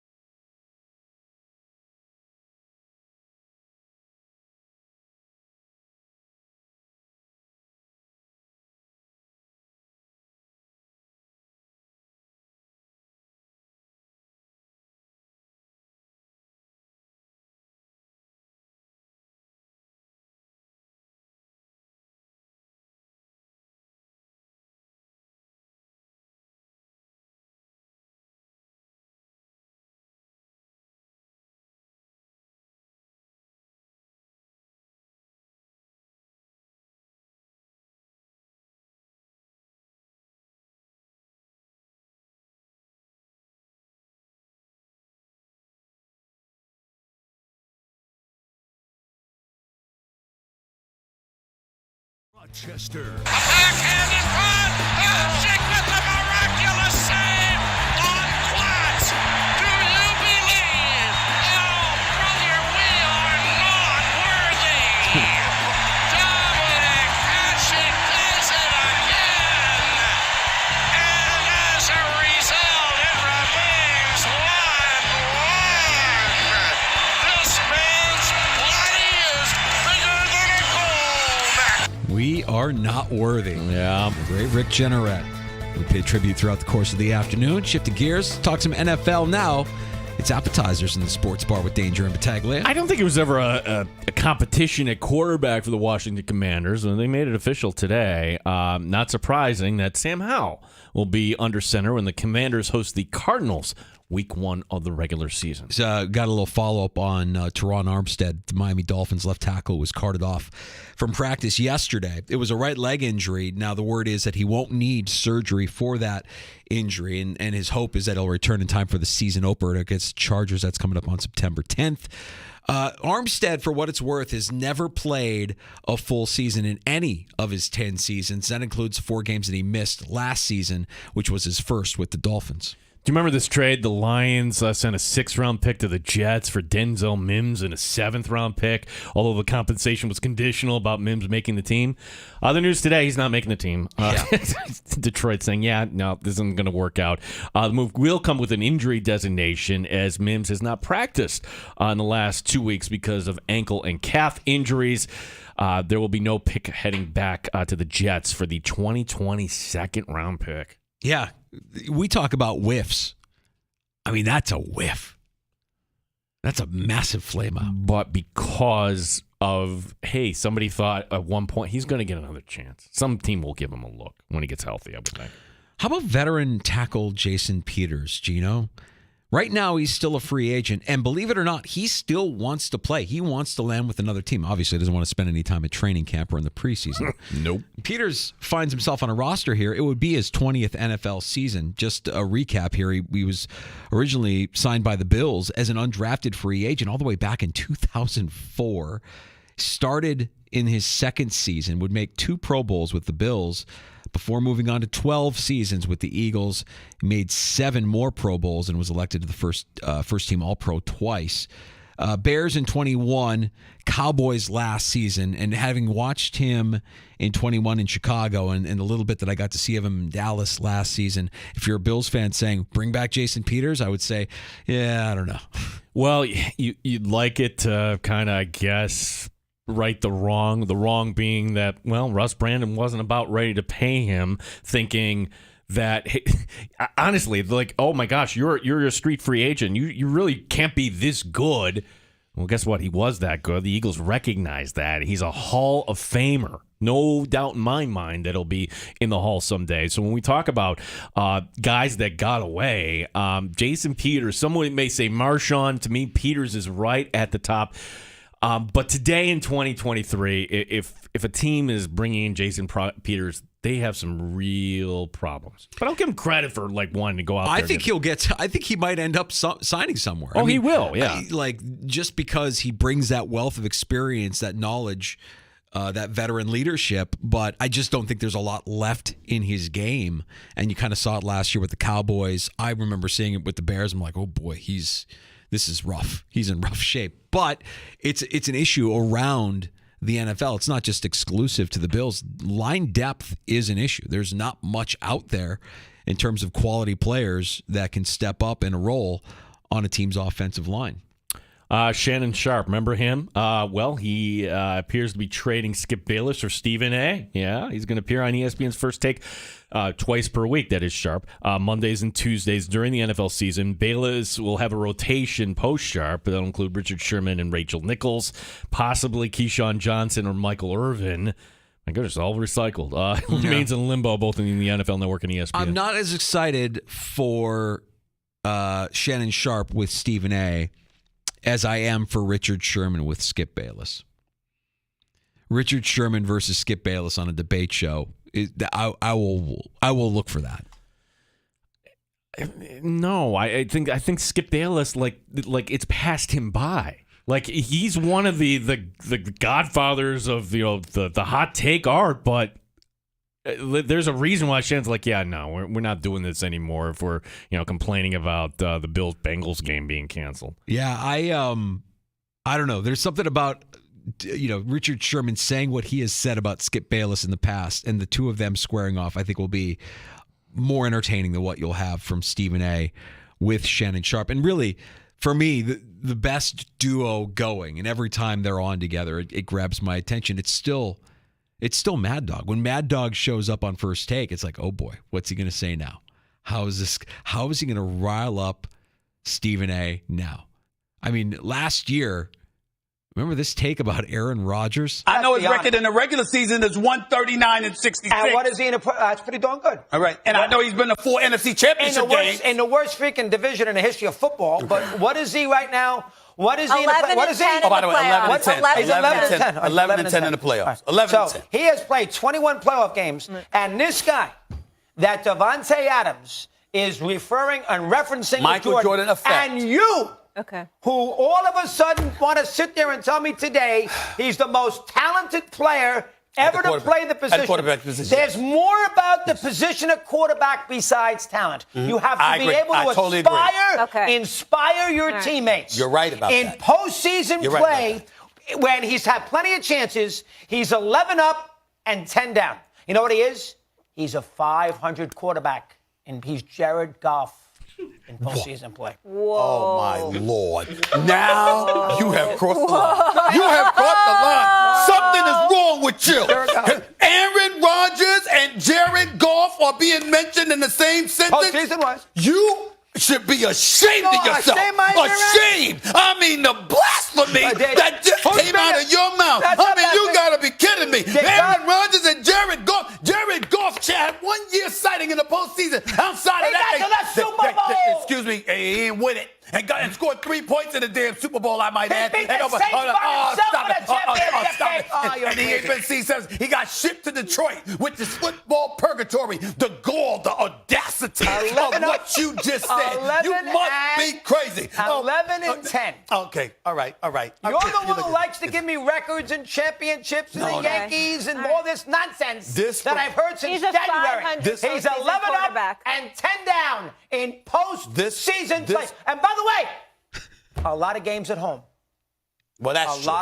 That's true. That's true. You may continue. That's true. I'm sorry. I know that's not going to be Sherman and Bayless, though. I don't think that's going to be. I don't think that's going to be Stephen A. and Shannon, though. Yeah, here's my problem with Richard Sherman. What do you stand for?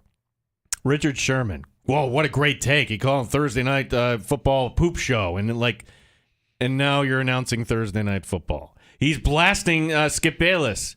And now you're working with Skip Bayless. I mean, I guess he moves the goalposts here. He knows that the only standard that exists is a double standard. He's wise to the ways of the world. I'm looking forward to it. I think he's an intelligent guy. I can't wait to hear what he has to say when he's sitting opposite Skip Bayless. And if you can give me more Mad Dog with Stephen A. Smith, I'll take Mad Dog over Shannon. I'll take Mad Dog over anybody else. That is music to my ears. I know Stephen A. is not everybody's cup of tea. But, man, when Mad Dog and Stephen A. are going at it, all is right in the takes world, in the takeosphere. Yeah, it's funny how Chris Russo's career is as good as ever. Like what Francesa's at Saratoga right now. Yeah, doing whatever. I'm sure he's not. Don't shed any tears for Francesa. I'm sure he's doing just fine, whatever it is that he's doing at this very moment. Oh, who cares? The OGs. We're not here without those two guys. They're great.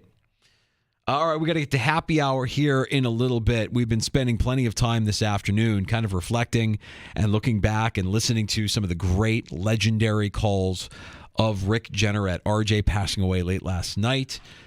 Tributes all over the place, including Alumni Plaza, where we just had Paul Hamilton join us from and, sharing some stories from the plaza there, where I guess the big RJ, somebody did put some cookies up there on top of the giant R, top shelf, where Mama hides the cookies. Sabres fans doing it the right way and paying tribute to a legend who has passed away. We'd love to get your calls at 866-4FAN. That's the Good Smoke Barbecue and Pub Wingman line, 866-4FAN. Award-winning barbecue from Good Smoke Barbecue and Pub in the new location at 135 West Commercial Street in East Rochester. GoodSmokeBBQ.com. We also have, by the way, a preseason football game tomorrow night between the Bills and the Steelers that we can continue to discuss and talk about. Chris Mack from 93.7 The Fan in Pittsburgh joined us in the 3 o'clock hour, and we can dissect some of what he had to say. Yeah, one other note from NFL apps. We have 2 games tonight. We've got Carolina and the Giants, and we have the watered-down Bengals against the Falcons. Now, the game on NFL Network tonight is the Giants, so curious. Did you see somebody did Ken dolls of every NFL head coach? Like if an NFL coach was a Ken doll. I didn't see that, no. Oh, you should look that up. It's hilarious. And the 2 coaches that I think are closest to the mark, one being the guy, Sean McVay. Yep, I was going to say McVay, and I was going to say Shanahan. Yes, exactly. 1 and 2. Mm-hmm. The guys that look nothing alike. Right. Number 1, Mike McCarthy. Or Andy Reid. Andy Reid kind of looks like if Andy Reid was going to lose like 100 pounds. Huh? Brian Daboll looks nothing like Brian Daboll. Imagine Brian Daboll. Yeah. It's good for a laugh. We should also mention there was a signing that just kind of crossed our feed here this afternoon. Familiar name going to Baltimore, and that would be Jadeveon Clowney, pass rusher heading to the Ravens. He's become like the gun for hire, right? This is a 1-year deal, and then next year he'll be somewhere else. Yeah, and kind of wonder what's left. If there was ever any, I mean, did anybody get more of a career, more out of their career off of one play than Jadeveon Clowney? I mean, never really truly lived up to the hype. Good player, contributed where he was when sporadically, but never consistent enough to be considered one of the all-time greats, and really riding that wave from the one play on a New Year's Day bowl game where he blew up the quarterback for Michigan. The Ravens are his 5th team. Yeah. I've lost track here. So the Texans, 1 year in Seattle, 1 year with Tennessee, 2 years in Cleveland, and now in Baltimore. Yeah. All right, let's get to happy hour next in the Sports Bar. Danger and Battaglia here on the Fan Rochester. I'm Aaron Hawksworth, here to help.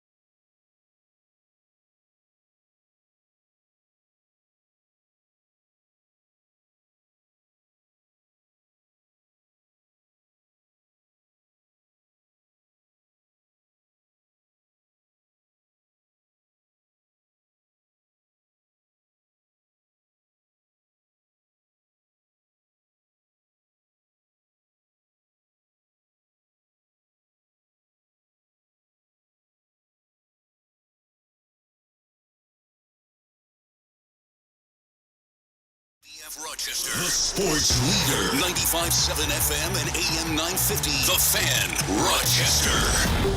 Always live on the free Odyssey app. The Fan Rochester Sports Update. He was the soundtrack of winners, the soundtrack of Buffalo. 51 seasons. Rick Jeanneret served as the voice of the Buffalo Sabres. Jeanneret passing away at the age of 81. Buffalo Bills will make the trek to Pittsburgh today, where tomorrow night they'll face the Steelers. That's a 6:30 kickoff. Our coverage here on the Fan Rochester will begin at 4 o'clock. Josh Allen and the rest of the starters in this game will see about a quarter and a half of action. Baltimore Ravens have signed defensive lineman Jadeveon Clowney. It's a one-year deal. Rochester Red Wings continuing their series tonight. They're taking on the Buffalo Bisons down the Thruway. Bottom of the ninth, Royals leading the Cubs 4-3 at Wrigley. Tigers are up on the Guardians 3-1. They're in the third. Yankees are home tonight against the Red Sox. Jays are in Cincinnati. Gene Battaglin, the sports leader, 95.7 FM and AM 950. The Fan Rochester. Top Shelf Sports Talk. You're hanging out in the sports bar with Danger and Battaglia on the sports leader, 95.7 FM and AM 950, The Fan, Rochester. Back again by Duchesne, knocked down by Plant. Plant slides in over the line. Plant took his shot.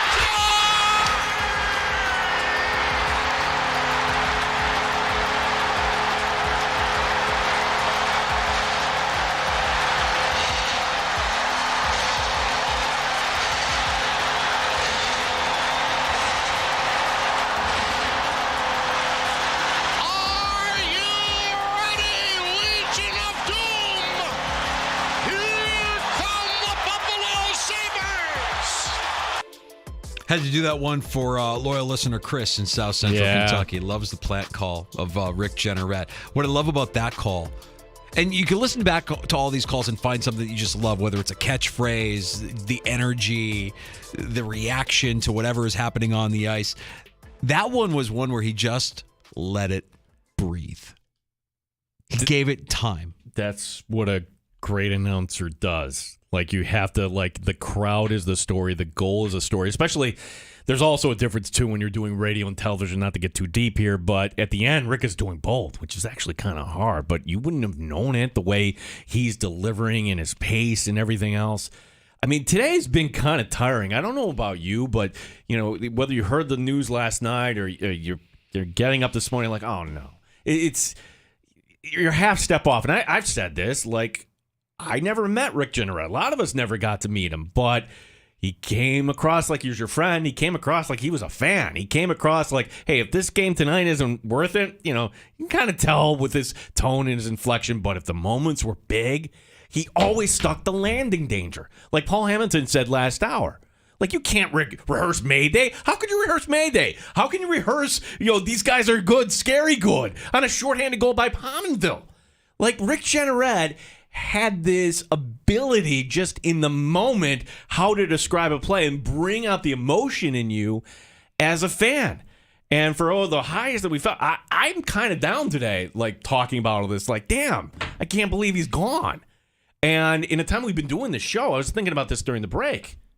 I don't think we've had a show like this where in Western New York we've actually, oh no, they're gone. Yeah. Yeah. And I know a lot of listeners remember Van Miller. I think that was another one that when he passed, it was like, oh man, that stings. It's a bummer. It's a huge bummer. But I mean, you know, he'll live on forever through his infamous calls. We were talking to Paul Hamilton last hour. He was there at Alumni Plaza, and his calls are being played like on a loop. They've got a loop of everything. But some of our favorites here in the sports bar, and you mentioned a couple of them. I just like playing them because when you hear them, it's audio that has the rare ability to give you the chills, to be, you know, give you the goosebumps. You remember where you were. You hear the call. You hear the electricity, the energy, the excitement. All of it. It's stolen away and cleared out to center ice to Pominville. Pominville into Ottawa territory. Pominville goes around Alfredson, cuts in front, scores! Jason Pominville, short-handed. Oh, now do you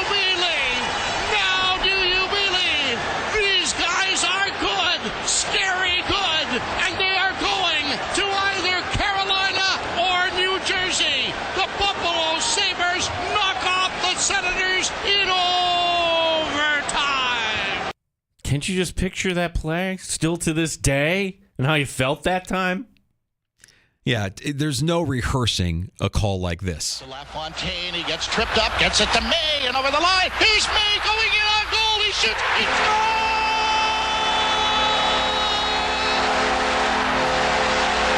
Mayday! Mayday! Mayday! Mayday! Mayday! Brad May wins it in overtime. The memorable catchphrases that are now part of our day-to-day lexicon. There's another shot. They score! Maxim Finneganov, top shelf where Mama hides the cookies. Not only was it the goal calls danger, but to me, like if I had to pick my favorite Sabre game of all time, and I remember how I felt, and I remember when Ryan Miller makes the save because he had to come in because Marty Biron was like not out. He was kicked out of the game for fighting with Ray Emery, and makes the save in overtime. You're like, yeah, they won, and it's Jennerat describing the action, like fight you would never see ever again in Buffalo, Marty Biron's last game. And Biron is looking for Emery. Here's Biron trying to get his gloves off, and Ray Emery wants to go too. Biron and Emery, they are back near center ice as they grapple, and everybody else is teeing off on one another. Emery fires a punch down on the ice. The two goaltenders go. Now here's Peters trying to get back in there again. Well, there's an example. You go after one of our best players, we're going after yours. And absolutely. That's what this is about. Now, Biron just dropped Emery. And over comes Peters to grab Emery, and this is really going to get ugly now. Peters hasn't thrown a punch at Ray Emery. Now he does. Emery comes back, and now Peters starts teeing off on Emery. Ray Emery, with all that equipment on, knows enough to keep his head away from it as far as he can. You were at that game, weren't you? No. I was at that game. You were at that game. Oh. We were all at that We were game. all at that game. That's the game that everybody was at. You could hear it in the background. We were all there. Well, have you ever heard an arena that loud? No, that was unbelievable. That loud for a non-playoff game, a non-game-winning goal. I mean, everybody's going ape-s. Fantastic. Love the fight calls. And now Snow and Shields, and here they go! Snow and Shields, the linesman trying to get them apart, and they want to go. Here they go! Shields firing punches at Carl Snow. They're having it right in front of the bench. Shields and Snow going at it. And everybody else is grappling, and this crowd is going bananas. And I don't know if it's my favorite RJ call, but the reaction to that RJ gave when Brian Campbell committed murder on the ice. And now the players will pick it up and bring it back. Oh, what a hit by Campbell! Holy mackerel! Campbell stepped into his check in the blue line. Now they're all chasing after Campbell. Brian Campbell leveled his check at the blue line. Now that was Umberger, and he had his head down big time, and Brian Campbell ran over him like a Greyhound bus. Got to keep your head up. Wow. I mean, there's just so many great. The Drury call is fantastic. Close to the boards, though, the Rangers. Here's Drury after it in the corner. Drury spun it out in front. There's the shot. Blocked in front. Rebound.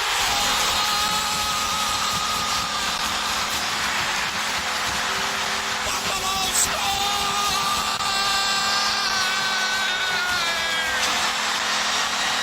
Chris Drury! Close! Chris Drury has tied it at 1 with 7.7 seconds to go. Oh, brother! Again, bananas.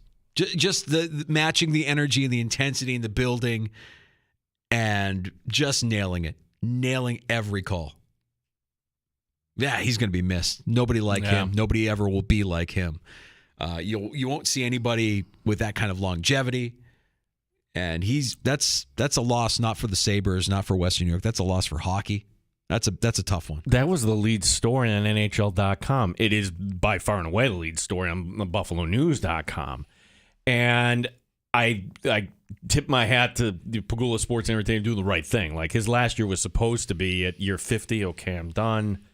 Oh, wait a second. It's the pandemic. Nobody could really kind of connect. The way they did RJ Knight, and Paul Hamilton talked about this. Yeah. Like, when the Sabres were bottoming out, they really were botching some promotions. Remember when they were doing the 90s throwback night and they're wearing replica jerseys? It's terrible. Well, that one they knocked out of the park with Rick Jeanneret. And not only did the Sabres win in overtime, he comes down on the ice. The players are out there. What other organization would do that? Well, one where like the announcer was as loved as anybody. So his name is in the rafters in Buffalo after 51 years. And there's been guys, Danger, that maybe stayed too long. He did not. He scaled back, like as anybody would. Like, is there, getting where he was in his 70s. But in the end, he could still call a goal. And part of me is also sad too, because I do think the Sabre team, it's not going to be this year, but pretty soon, there's going to be another Stanley Cup goal that Dan Dunleavy will be able to call, and I just wish that RJ would have had a chance at that. For sure. And maybe this season there's a little bit extra inspiration heading into the season. I'm sure there'll be some sort of a patch or some sort of way to commemorate RJ and the organization. And for what it's worth, I think Dunleavy last season had a couple of really, really fantastic calls too. I think it's time now for him to cement his own legacy, and hopefully the team is able to give him those opportunities, those chances for him to have the legendary call. But make no mistake, there's only one RJ, and there will only be one RJ ever. Shannon didn't shoot. Here it is, Wilson. Cleared it in front. They score! Miroslav Shetan, the Devil does it again. And Buffalo now with 3 unanswered goals and leading by just that many. The Devil does it again. I could spend the entire afternoon just listening to those clips over and over. And I'm sure that there are people listening who would like nothing more than just to hear a constant loop of some of his greatest calls. We haven't talked about the Pat LaFontaine calls. Remember? Oh, 'tis the season for LaFontaine, and it's 4-2 Buffalo. The best to ever do it, and he was ours. We're gonna miss RJ. Rick Jeanneret passing late last night. They are lighting up the falls tonight in blue and gold in honor of Rick Jeanneret, and that's very appropriate because how many times did he go over the Rainbow Bridge? And I also give anybody credit that says this is my home. I'm sure Rick Jeanneret in his career had opportunities to go elsewhere and make more money, but yeah, he knew that how special this area was. So Rick Jeanneret, 81 years old. The Bills are traveling to Pittsburgh today. They'll take on the Steelers. Preseason Week 2 matchup tomorrow night, 6:30 kickoff. And you'll be able to hear the action on the Fan Rochester. We spoke earlier to Chris Mack from our Odyssey Sports sister station, 93.7 The Fan. Get a little preview and discuss what's been going on there with the Pittsburgh Steelers. Expect to see more out of the Steelers starters, according to Chris, than we saw last week. With Mike Tomlin, I think, saying yesterday that after just one series offensively for the starters, to see a little bit more, but he's not really sure exactly how long they'll be out there. We know that we'll see Josh Allen and company, the Bills starters, out there for at least a quarter, probably a quarter and a half, according to Sean McDermott yesterday. Yeah, and this is just a disclaimer. Remember, you got to watch preseason football a little bit differently. Like, it's fun if the Bills win, and it's certainly, number one, you don't want anybody to get hurt. That's obvious. That's the obvious point. It'll be the point now. It'll be the point 100 years from now. My point being, I'm going to give you 3 guys to watch tomorrow night, okay? And number one on the top of the list, all right? 2 backups, but 1 starter. Dotson, are you the guy or not? This will go down if it doesn't work out. If there's a hole in the defense or a flaw or a blemish on this Sean McDermott defense, it will be middle linebacker. There's no way you can tell me in a million years that this was their plan all along, that Tyrell Dodson was going to be the guy that they had in line to replace Tremaine Edmonds. I can't buy it. I can't. Well, it didn't pop at Fisher. It didn't pop across the screen when you see Anthony Richardson, just a little screen pass, and Dodson's over pursuing. Like, oh no. Like, what are we doing here? There's going to be offenses that are much more difficult than the Colts. So, all right, that was one game. Can he rebound, or are we going to just get A.J. Klein? So that's one player, the obvious one to watch. I'm going to give you two others. The fan favorite, you keep an eye on. How do they use Andy Isabella? That's great. I saw somebody mention Andy Isabella in their timeline last night, and, like, is he making the team? I'm like, he's practice squad. You believe he's practice squad? I believe he's practice squad. You've got a depth chart with 6 wide receivers right now who are, my opinion, unless there's an injury, that they're making the team. And that includes Khalil Shakir. For as inconsistent as he's been, they like him, and they've invested in him. Justin Shorter is making the team. Like, he's not going on the practice squad. Justin Shorter's been playing on special teams. He's got size. He adds a different element to the wide receiving room. You got Sherfield, you got Hardy, you've got Davis, you've got Diggs. That's 6. That's 6. You can't afford 7. I think Andy Isabella, and I'll go just on history here, okay? Anybody could have had him last year at any point, and you know what? They didn't. He was on the Ravens practice squad. And same thing. Like, anybody could have picked him off waivers, and, well, the Bills did. But give him credit. Like, he's a process guy, and he would be perfect on the Bills practice squad, okay? I don't think there's any danger of any team. You put Justin Shorter on the practice squad, some team is going to be like, you know what? That guy has ability. Pluck. And or Shakir. Also, there's nothing stopping a team from taking Andy Isabella if he's on the practice squad either. But it's curious to me that nobody did last season when he was there all season long. But I see, I try to imagine storylines when we come back on Monday. And I could see Andy Isabella getting targets and making plays and having, say, 3 catches for 50 yards. And we will be getting tweets and texts and everybody saying, put this guy on the team. How could you not? Blah, blah. It's the Christian Wade effect. It is. It really is. It's just like, again, if he's out there catching passes from Josh Allen, okay, that'll get our attention. But if he's out there doing that in the third and fourth quarter, take it for what it is. And again, this is one that is a little off the mark, but I think this is very important because I don't know if Spencer Brown is going to hold up 17 games. You don't know that either. And what about the end up? You need a swing tackle. And Tommy Doyle, all right, he's probably your leading candidate. A little banged up. Monday, we're going to be joined by Ryan Talbot, NewYorkUpstate.com. And he was the first one, to my knowledge, that was banging the drum for this guy, the undrafted free agent out of Florida, Richard Garage. Now, it's hard to get excited about the swing tackle position, but until you actually have a problem at the tackle position, then you're going to need somebody there that you feel pretty good about. So can we see something from this, whether it's Garage or whether it's Tommy Doyle? The others, Kessenberry. Yeah, I mean, that's what we're down. That's what we're down to here. And I don't think it's anybody's fault. I mean, this is what you have. This is just what you have. This is around the NFL. Depth is hard to find on the offensive line. So Adam Schefter today reporting that there is somebody who's just been kind of not signed. I've had 19 years in this league, and if you had 19 years in the league, you're not doing training camp. You're not doing any of the preseason. Just show up week 1. Jason Peters wants to play a 20th season. You know what? Good for him. You have the ability. If somebody's willing to pay you, do what you love.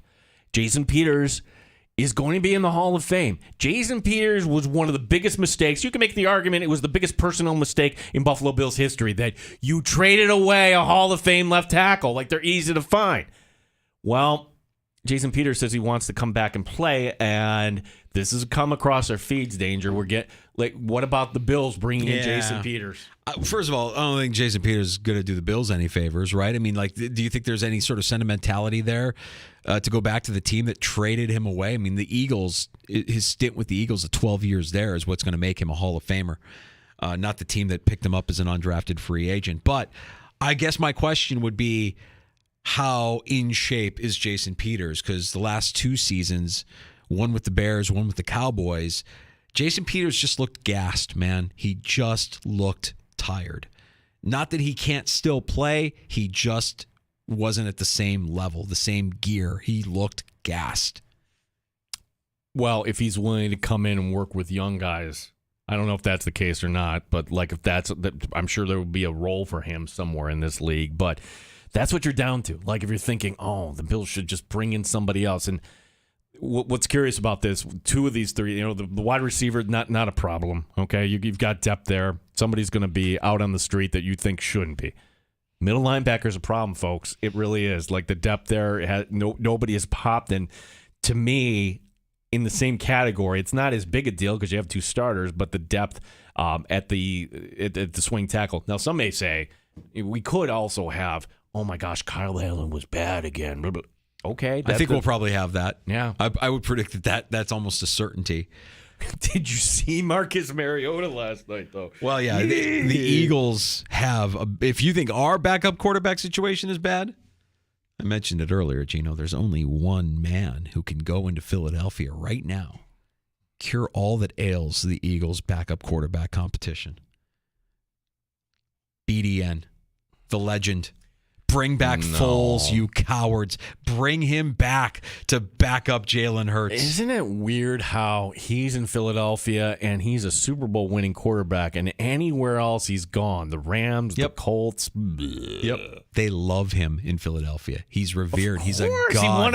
He beat Tom Brady in the Super Bowl. How much of playing quarterback is having that confidence, having that swagger? You don't have to worry about it if you're Nick Foles in Philadelphia. They love you. You're confident in that Kelly Green. Yeah, you're confident.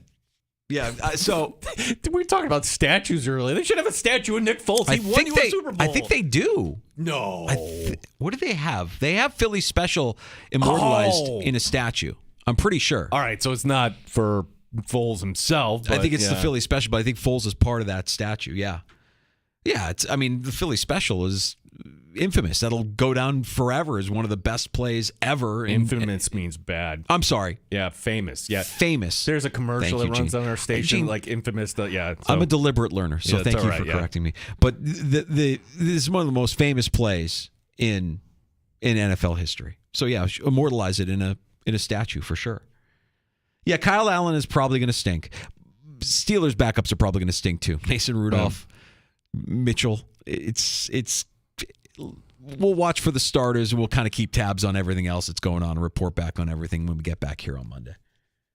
You'll be able to hear the game 6:30 kickoff here on the Fan Rochester. Yeah, and also of note, I think from last night, before the NFL Network got to that Philly-Cleveland preseason game in studio, did you notice who was in studio? Yeah. Leslie Frazier. All right. Doing some studio work for NFL Network, and I thought did a pretty good job. You can tell he's still a little bit raw, doesn't know every player that he's talking about all the time. They had to help him up with a couple of, but for the most part, polished, present, sounded pretty good. He'll be coaching somewhere. I don't know if it's going to be as a coordinator next year, but I don't believe for a second that he's done in this league. And if the Bills win the Super Bowl at some point, and there's going to be a book at some point 10 years from now, I want to read all these chapters. Hopefully it's going to be Perino that writes the book, like what happened with 13 seconds. Why was Leslie Frazier fired? But we're not going to make it look like he was fired. All these things, all these stories that just everybody's kind of kept the lid on. Yeah. Yeah, there's some good juice there, I'm sure. And Leslie Frazier's all class, so you'll never hear him speak ill of his time in Buffalo, I'm sure. But that being said, okay, what's the downside of like McDermott doing this? Well, the downside is he might be spread too thin, and that's a real concern. I would say that, but if the expectation is that the Bills' defense should be better, and McDermott's going to get the credit, but Paul Hamilton actually brought this point up. Look at the secondary; everyone's healthy. You didn't have anybody healthy. Never once did you have everybody healthy last year between White starting late, Hyatt going out early, Poyer always being banged up, and these young kids now, your Benfords, your Elams, your Dane Jack, they're all got another year under their belt. That's going to be improved. The defensive line, you think, with Floyd coming in, yes, that's improved. But again, middle linebacker, it's like a donut. Oh, middle linebacker and pass rush too. I mean, no Von Miller means you don't have to focus on Von Miller if you're an offensive line. And it makes everybody else's job a little bit more challenging. Von Miller can't get healthy soon enough for that pass rush to be as potent as we think it can be. You add that with a healthy secondary, and yeah, this defense is probably a top 5, top 3 defense once again. Looking forward to it. And we have action tonight as well. We have a couple of preseason games tonight as well. You've got Bryce Young going out there for Carolina. What's the other one? Oh, Atlanta, right? Got Atlanta tonight? Atlanta and Cincinnati. So, you're 2, and then you'll have Monday Night Football, too. Oh, right. When we get back. That's the one and only. Washington and Baltimore. Washington naming Sam Howell their starter. I didn't know that there was really any doubt that they made it official. I think Ron Rivera earlier this week kind of left some doubt and didn't really say that Sam Howell was going to be the week 1 starter. Backpedaling a little bit today and saying, no, he's our week 1 starter. Again, I think these guys need, if you're a quarterback, you need confidence. You need the support of everybody around you saying, yes, you're the guy. If you missed earlier today, we had Chris Mack from the Fan in Pittsburgh, and we got the lowdown on the Steelers. But he also works with BetQL Network, and we just kind of asked him, hey, over-unders there, future bets. Just give me one team. He gave us 2. And they were both kind of teams are but they're low numbers, you should win. And one of them being Washington. Why not the Commanders? That cloud is there should be optimism if you're a Washington fan this year. And who knows? Maybe Howell is the every year there's going to be a quarterback whoa, I didn't see that coming. Last year being Geno Smith, maybe it's Howell this year. I think about the NFC East, and I know a lot of people want to just assume that Philadelphia is going to win the NFC East, even though nobody repeats as a champ of that division. It hasn't happened since the early 2000s. I can't ignore how much talent is on the Dallas roster. There's just so much talent on that team, and it really comes down to whether or not Mike McCarthy will screw it up or not, right? Mike McCarthy, and if you're a Green Bay fan, you're kind of listening to me and thinking, oh, he'll find a way to screw it up. Don't worry. There's just so much talent on that roster in Dallas where I really believe Dallas could win the NFC East. Washington would be highly improbable, but they've got some talent too. And if Howell is smart, yeah, we'll see. But for me, in the East, the NFC East, kind of like Dallas going into the year. Oh, ugh. I'm sorry. Too much talent, way too much talent on that roster. You can always write to us on X, formerly known as Twitter. Oh, okay. Side note for a second before you get to the listener. F you, Elon Musk. Seriously, I was fine with everything you did. You could change the name. You could kill the bird. You could try to charge us. You took away my tweet deck. I'm sure if you pay the $8 a month, whatever it is. I'm not paying anything. I'm not paying anything for tweet. I want my tweet deck back. You son of a bitch. Why would he do that? I know. Why would he take it away? Because it's a great service that people should pay for. But we didn't have that before.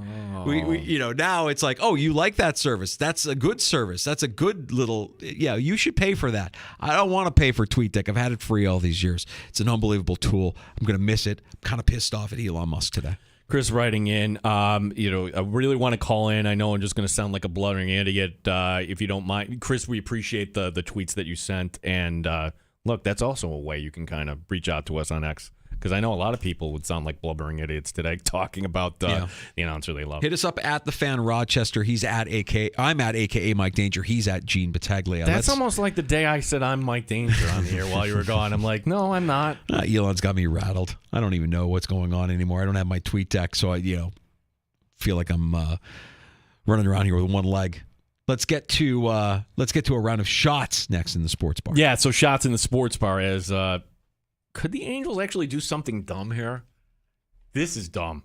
What do you mean? In addition to not trading Shohei Ohtani at the trade deadline? Yeah, they're doubling down again or whatever you want to talk about. Like how the trade deadline's gone. Oh, no, they did something today that many people are kind of pointing out. This is not smart. We'll give a little love to NASCAR. They're right down the road this week. We do have some soccer to talk about and some Tyreek Hill sound that... This is true. I'm like, okay. If I'm the Bills, I'm like, great. Knock yourself out. Ooh, bulletin board material? No, not exactly. Not exactly, but just let's put it this way. Kind of, you're drifting into Johnny Manziel territory. All right. Round of shots on the way next. You're in the sports bar. Danger and Battaglia on the Fan Rochester. Odyssey.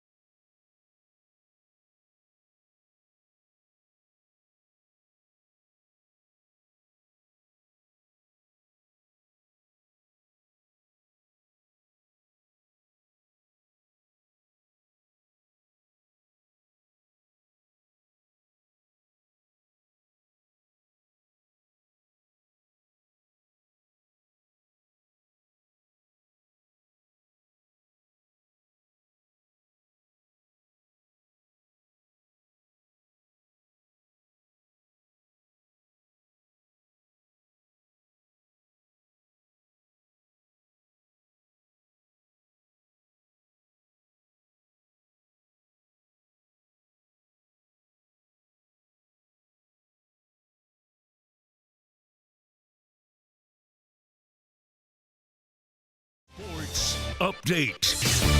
51 years, Rick Jeanneret was the voice of the Buffalo Sabres. Jeanneret passing away at the age of 81. Buffalo Bills making the trek to Pittsburgh this afternoon. Tomorrow night, preseason game number 2, they take on the Steelers. Josh Allen and the rest of the starters will see a little more than a quarter of action. It's a 6:30 kickoff. Our coverage here on the Fan Rochester tomorrow will begin at 4 o'clock. Baseball tonight for the Rochester Red Wings as they continue their series down the Thruway in Buffalo.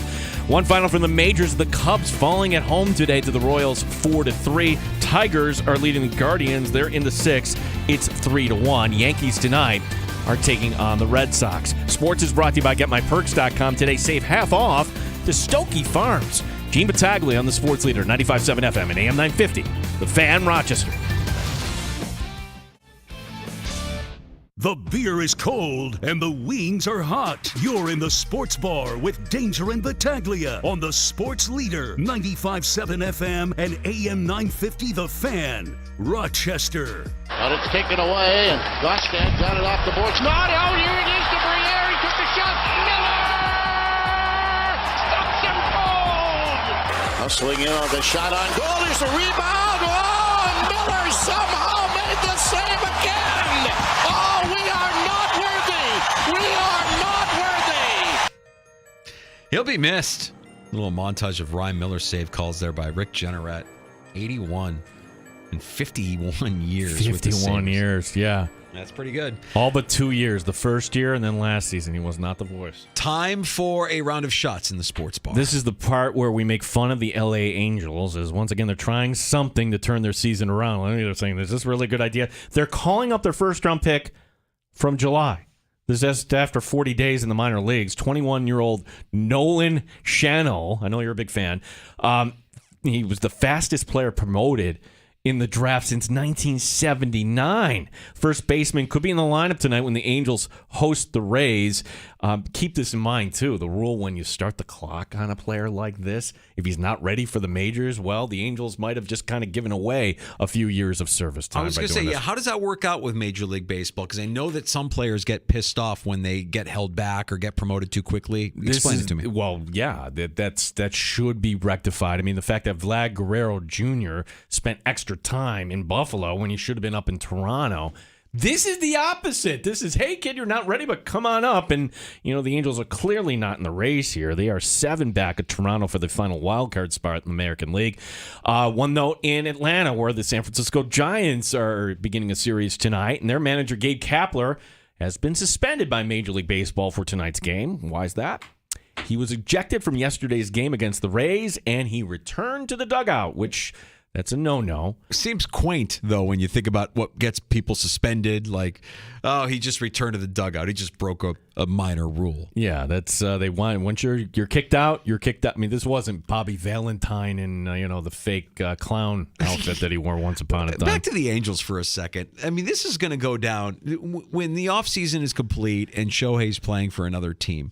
Can we continue to just point and laugh at this dysfunctional organization for what they've done here? How poorly they've mismanaged everything? The Angels landed the mayor of Anaheim in jail. I mean, it's a mess on the field. The Angels, one of their pitchers died because the PR guy was giving him drugs. It's the worst. When you talk about dysfunctional franchises, I mean, there's a lot of really, really bad people doing bad things with some of these organizations. I think Snyder probably takes the cake, right? The Washington football team, Daniel Snyder era, Redskins / football team / Commanders, just an abomination. The Browns, I think, are one of those teams. But, man, don't sleep on the Angels. There's some bad stuff happening there. Well, last year with the Aaron Judge sweepstakes, we kind of felt it was only going to be like he either goes home to San Francisco or he goes to the Yankees. And the baseball media machine didn't have much to kind of chew into. Baseball does this right. They should treat this like a LeBron cut type of sweepstakes. Like, sorry, Angels, you're not worthy of Shohei. Shohei is visiting with the Dodgers. Shohei is talking to the Yankees. I mean, we could have weeks and weeks worth of Shohei news, and I don't think that's going to happen, though. I just have a hunch that the Ohtani's representation is going to want to keep it quiet there. Other baseball this weekend to look forward to. The hottest team in baseball is not in Anaheim. It's up the road a little bit with the LA Dodgers. They've won 11 in a row. The sweep of Milwaukee this week. LA is home this week against Miami. A series that used to mean something, not as much anymore. The Yankees hosting the Red Sox. Boston 3.5 out of the wild card. The Yankees 6.5. The Mets are in St. Louis. The Orioles remain out west. They are in Oakland. And for some reason, the Little League game here, the Phillies are one opponent, but they put Washington in there. Oh, so that's your Sunday night game of the week. Well, it's an easy trip for a couple of teams that probably don't want to play in a Little League ballpark. That's the only justification I can give for the matchup. NASCAR back at Watkins Glen. Yeah, one of these years I'm going to go down there. Just not this year. Chase Elliott is the betting favorite here at plus 300, followed by Kyle Larson plus 550, Martin Truex Jr. at plus 700. 3 o'clock Sunday for the coverage on the USA Network. Do you ever watch a sporting event or a festival or a concert and you see it and you just think to yourself, like, I can appreciate everybody that's there having the time that they're having, but it just looks like it would be the worst night of my life? That's how you view a NASCAR event? I've been to an infield for a horse race once in my life. I went to Preakness, and after going, look, I'm glad I went. I was young, I was single, we had a good time, but now I'm like, I don't ever have to do that again. That's why at least I want to check it out once, because people swear, if you're a NASCAR fan, you have to see this once to appreciate it. I understand that. Yeah. And I'm not talking negative upon anybody who goes and has a great time. Like, I get it. Like, you go and have a great time. And maybe it's because I haven't done it or done it the right way. I just brought it up because I was thinking a couple of weeks ago, I was watching video stream of Lollapalooza in Chicago, and you just see thousands and thousands of people packed into Grant Park watching whoever is on stage. And I just think to myself, that looks like the worst night of my life. I don't know that I would want. Maybe there was a time in my life where I would do that. And with NASCAR races, I would imagine if you do it right, it's a blast. But having never done it before, it feels like a steep entry to pay to try and kind of catch up to the people that have been doing it year in and year out and swear by it. My closest experience, so 1 year St. John Fisher football was playing down at Salisbury. Now, Salisbury's down in Maryland, but like on the way down, right, part of it.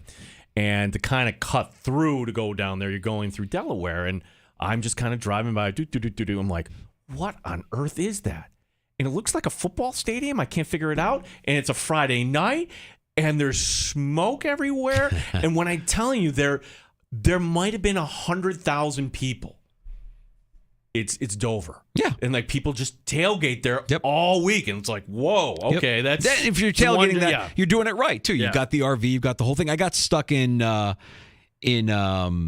Florida once for Daytona 500 traffic one year coming back from Florida. That wasn't fun. But I'm not saying that I would never do it. I'm not saying I'm not interested in doing it. I'm just saying sometimes I view it and I think to myself, I probably wouldn't enjoy it as much as the people that are there are enjoying it. The Women's World Cup. Oh, yeah. Down to the last 2 games. First up tomorrow morning, it's Australia and Sweden for 3rd place.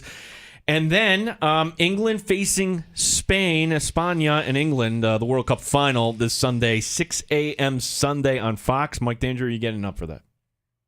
I might put my DVR to work on that, but I'll definitely check it out. Get a little rooting interest there. It's something I can text to my cousins if the Spanish women's national team wins the Women's World Cup. I have a little sense of pride there. Yeah, I'll check that out. Don't know if I'll get up for it, but I'll check it out. Finally, this week here, as we learned that Dolphins wide receiver Tyreek Hill has something in common with Johnny Manziel. They both don't watch film. Here's Tyreek Hill talking about this. Oops. Dan DeLorean, I miss you, bud. We all do. Yep. Nah, so I feel like Madden has a good tell of how good players are. So I just played Madden the night before, and I go look at all their ratings. So let's say, for instance, they had Steve Nelson and Derek Stingley over there, 2 phenomenal players, by the way. I just go get on Madden. I go to the EA rosters, then I scroll down and see what their awareness is, their speed is, and their strength, and that's how I get a good tell on them. Oh, wow. Wow. Is that what Mike McDaniel requests? Is that Mike McDaniel's plan for his players? Hey, guys, big game tomorrow. Make sure you're all on Madden and doing your homework tomorrow for tomorrow's game. What a dummy. It's one thing to do that, but just to actually say that out loud. Like, if you're Sean McDermott, you are laughing at that, right? You can't. I mean, that's terrible. Well, I'm not going to say yeah, everybody's playing Madden. Like, all these guys play Madden. That's all fine and good. But to come out and say that you're not watching film and instead you're looking at Madden ratings on players to know what you're going up against? Dude, come on. Well, at some point, Tyreek Hill's speed, if we're using Madden ratings, might go from a 90 to an 87 at some point or something like that. Like, you need other ways to stay in this league. And if you're not working on other parts of your game. Wow. That I figured you'd like that. Yeah, that's fantastic. It was Kyler Murray doing the same thing? I mean, that's two birds with one stone. Oh, well, I'll put down the sticks for Modern Warfare. Instead, I'll play some Madden so I can get some scouting in on my opponent for this weekend. Wow. Good luck with that. Yeah, I think the Dolphins are set to be disappointing.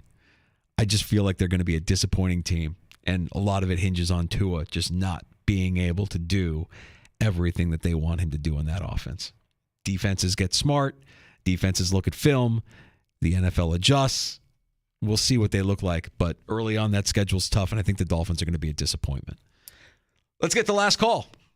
Next in the sports bar, 866-4FAN. If you'd like to join us, pull up a stool, 585-866-4326 on the Fan Rochester. Odyssey has sports for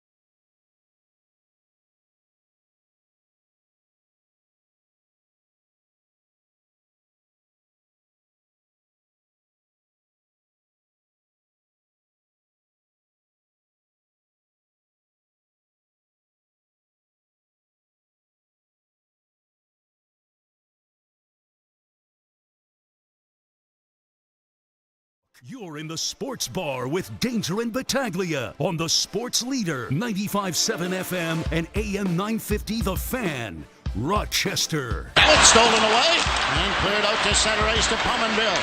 Pominville into Ottawa territory. Pominville goes around Albertson, cuts in front, scores! Jason Pominville, short-handed. Oh, now do you believe? Now do you believe?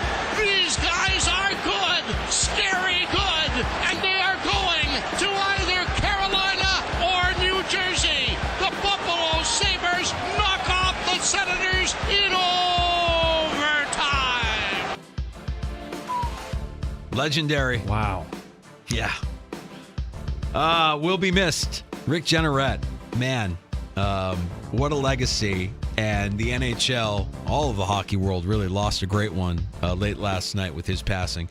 We've been spending a lot of time this afternoon kind of reviewing some of his great calls, sharing stories, getting a live report from Paul Hamilton, who's at Alumni Plaza right now, where fans are showing up. They've got a loop of his calls being played over the loudspeaker there. That's pretty fantastic stuff as well. I'm sure Buffalo's going to show up in droves for that. Yeah, no, we don't know cause of death or anything like that, and nor do we want to dig. But it was, I guess it was telling now that you look back. Rick Jeanneret was supposed to be here last Saturday for an autograph session at the Red Wing game, but then all of a sudden it was Rob Ray at the last second. Yeah, for hockey night, right? Right. They had hockey night at the ballpark. Yeah, tough. But if you missed that conversation, a nice tribute to Rick Jeanneret. We had Paul Hamilton on with us from WGR, Sabres reporter who joined us last hour. We spoke to Chris Mack from 93.7 The Fan in Pittsburgh in our 3 o'clock hour. Gave a little preview of Bills Steelers tomorrow night, 6:30 kickoff. You'll be able to hear the action on The Fan Rochester. And if you missed those conversations, just search out the Sports Bar wherever you get your shows. That includes Apple Podcasts, Spotify. Search out the Sports Bar, and all of our guest appearances are listed for you right there. We're streaming now. Our video stream is up for you. Like and subscribe on YouTube and on Twitch. Hit the little bell icon so you get notifications every time we go live, which is every afternoon starting at 3 o'clock. And, of course, we sound our best in the free-to-download Odyssey app, where if you missed any of today's show, you can go back and listen with Rewind for the next 72 hours. I've been putting off this Threads thing real quick. I think I actually have to investigate this now. You are upset about the tweet deck. There's another thing. They're getting rid of the block. You can no longer, they're getting rid of the feature that you can block somebody on X. Ew. Oh my gosh. We're back on Monday with a new episode. Zach Gelb Show on the way. Next in the Sports Bar, it's Mike Danger for FanDuel Sportsbook, the official partner of 95.7 The Fan. Baseball season heading into the backstretch. Get in on the action with FanDuel, America's #1 sportsbook right now. New customers get a no-sweat first bet up to $1,000. That's up to $1,000 back in bonus bets if your first bet doesn't win. Just go to FanDuel.com/Mike to join today. Don't miss your chance to get a no-sweat first bet up to $1,000 when you join FanDuel today. Just go to FanDuel.com/Mike to sign up. FanDuel, official partner of Major League Baseball. Major League Baseball trademarks used with permission. 21 plus and physically present in New York. First online real money wager only. $10 deposit required. Refund issued as non-withdrawable bonus bets which expire in 7 days. Restrictions apply. See full terms at FanDuel.com/sportsbook. For help with a gambling problem, call 1-877-8-HOPE-NY or text HOPE-NY 467-369. Have a great night. Thanks for listening to the Sports Bar on The Fan Rochester. Odyssey has sports for every fan.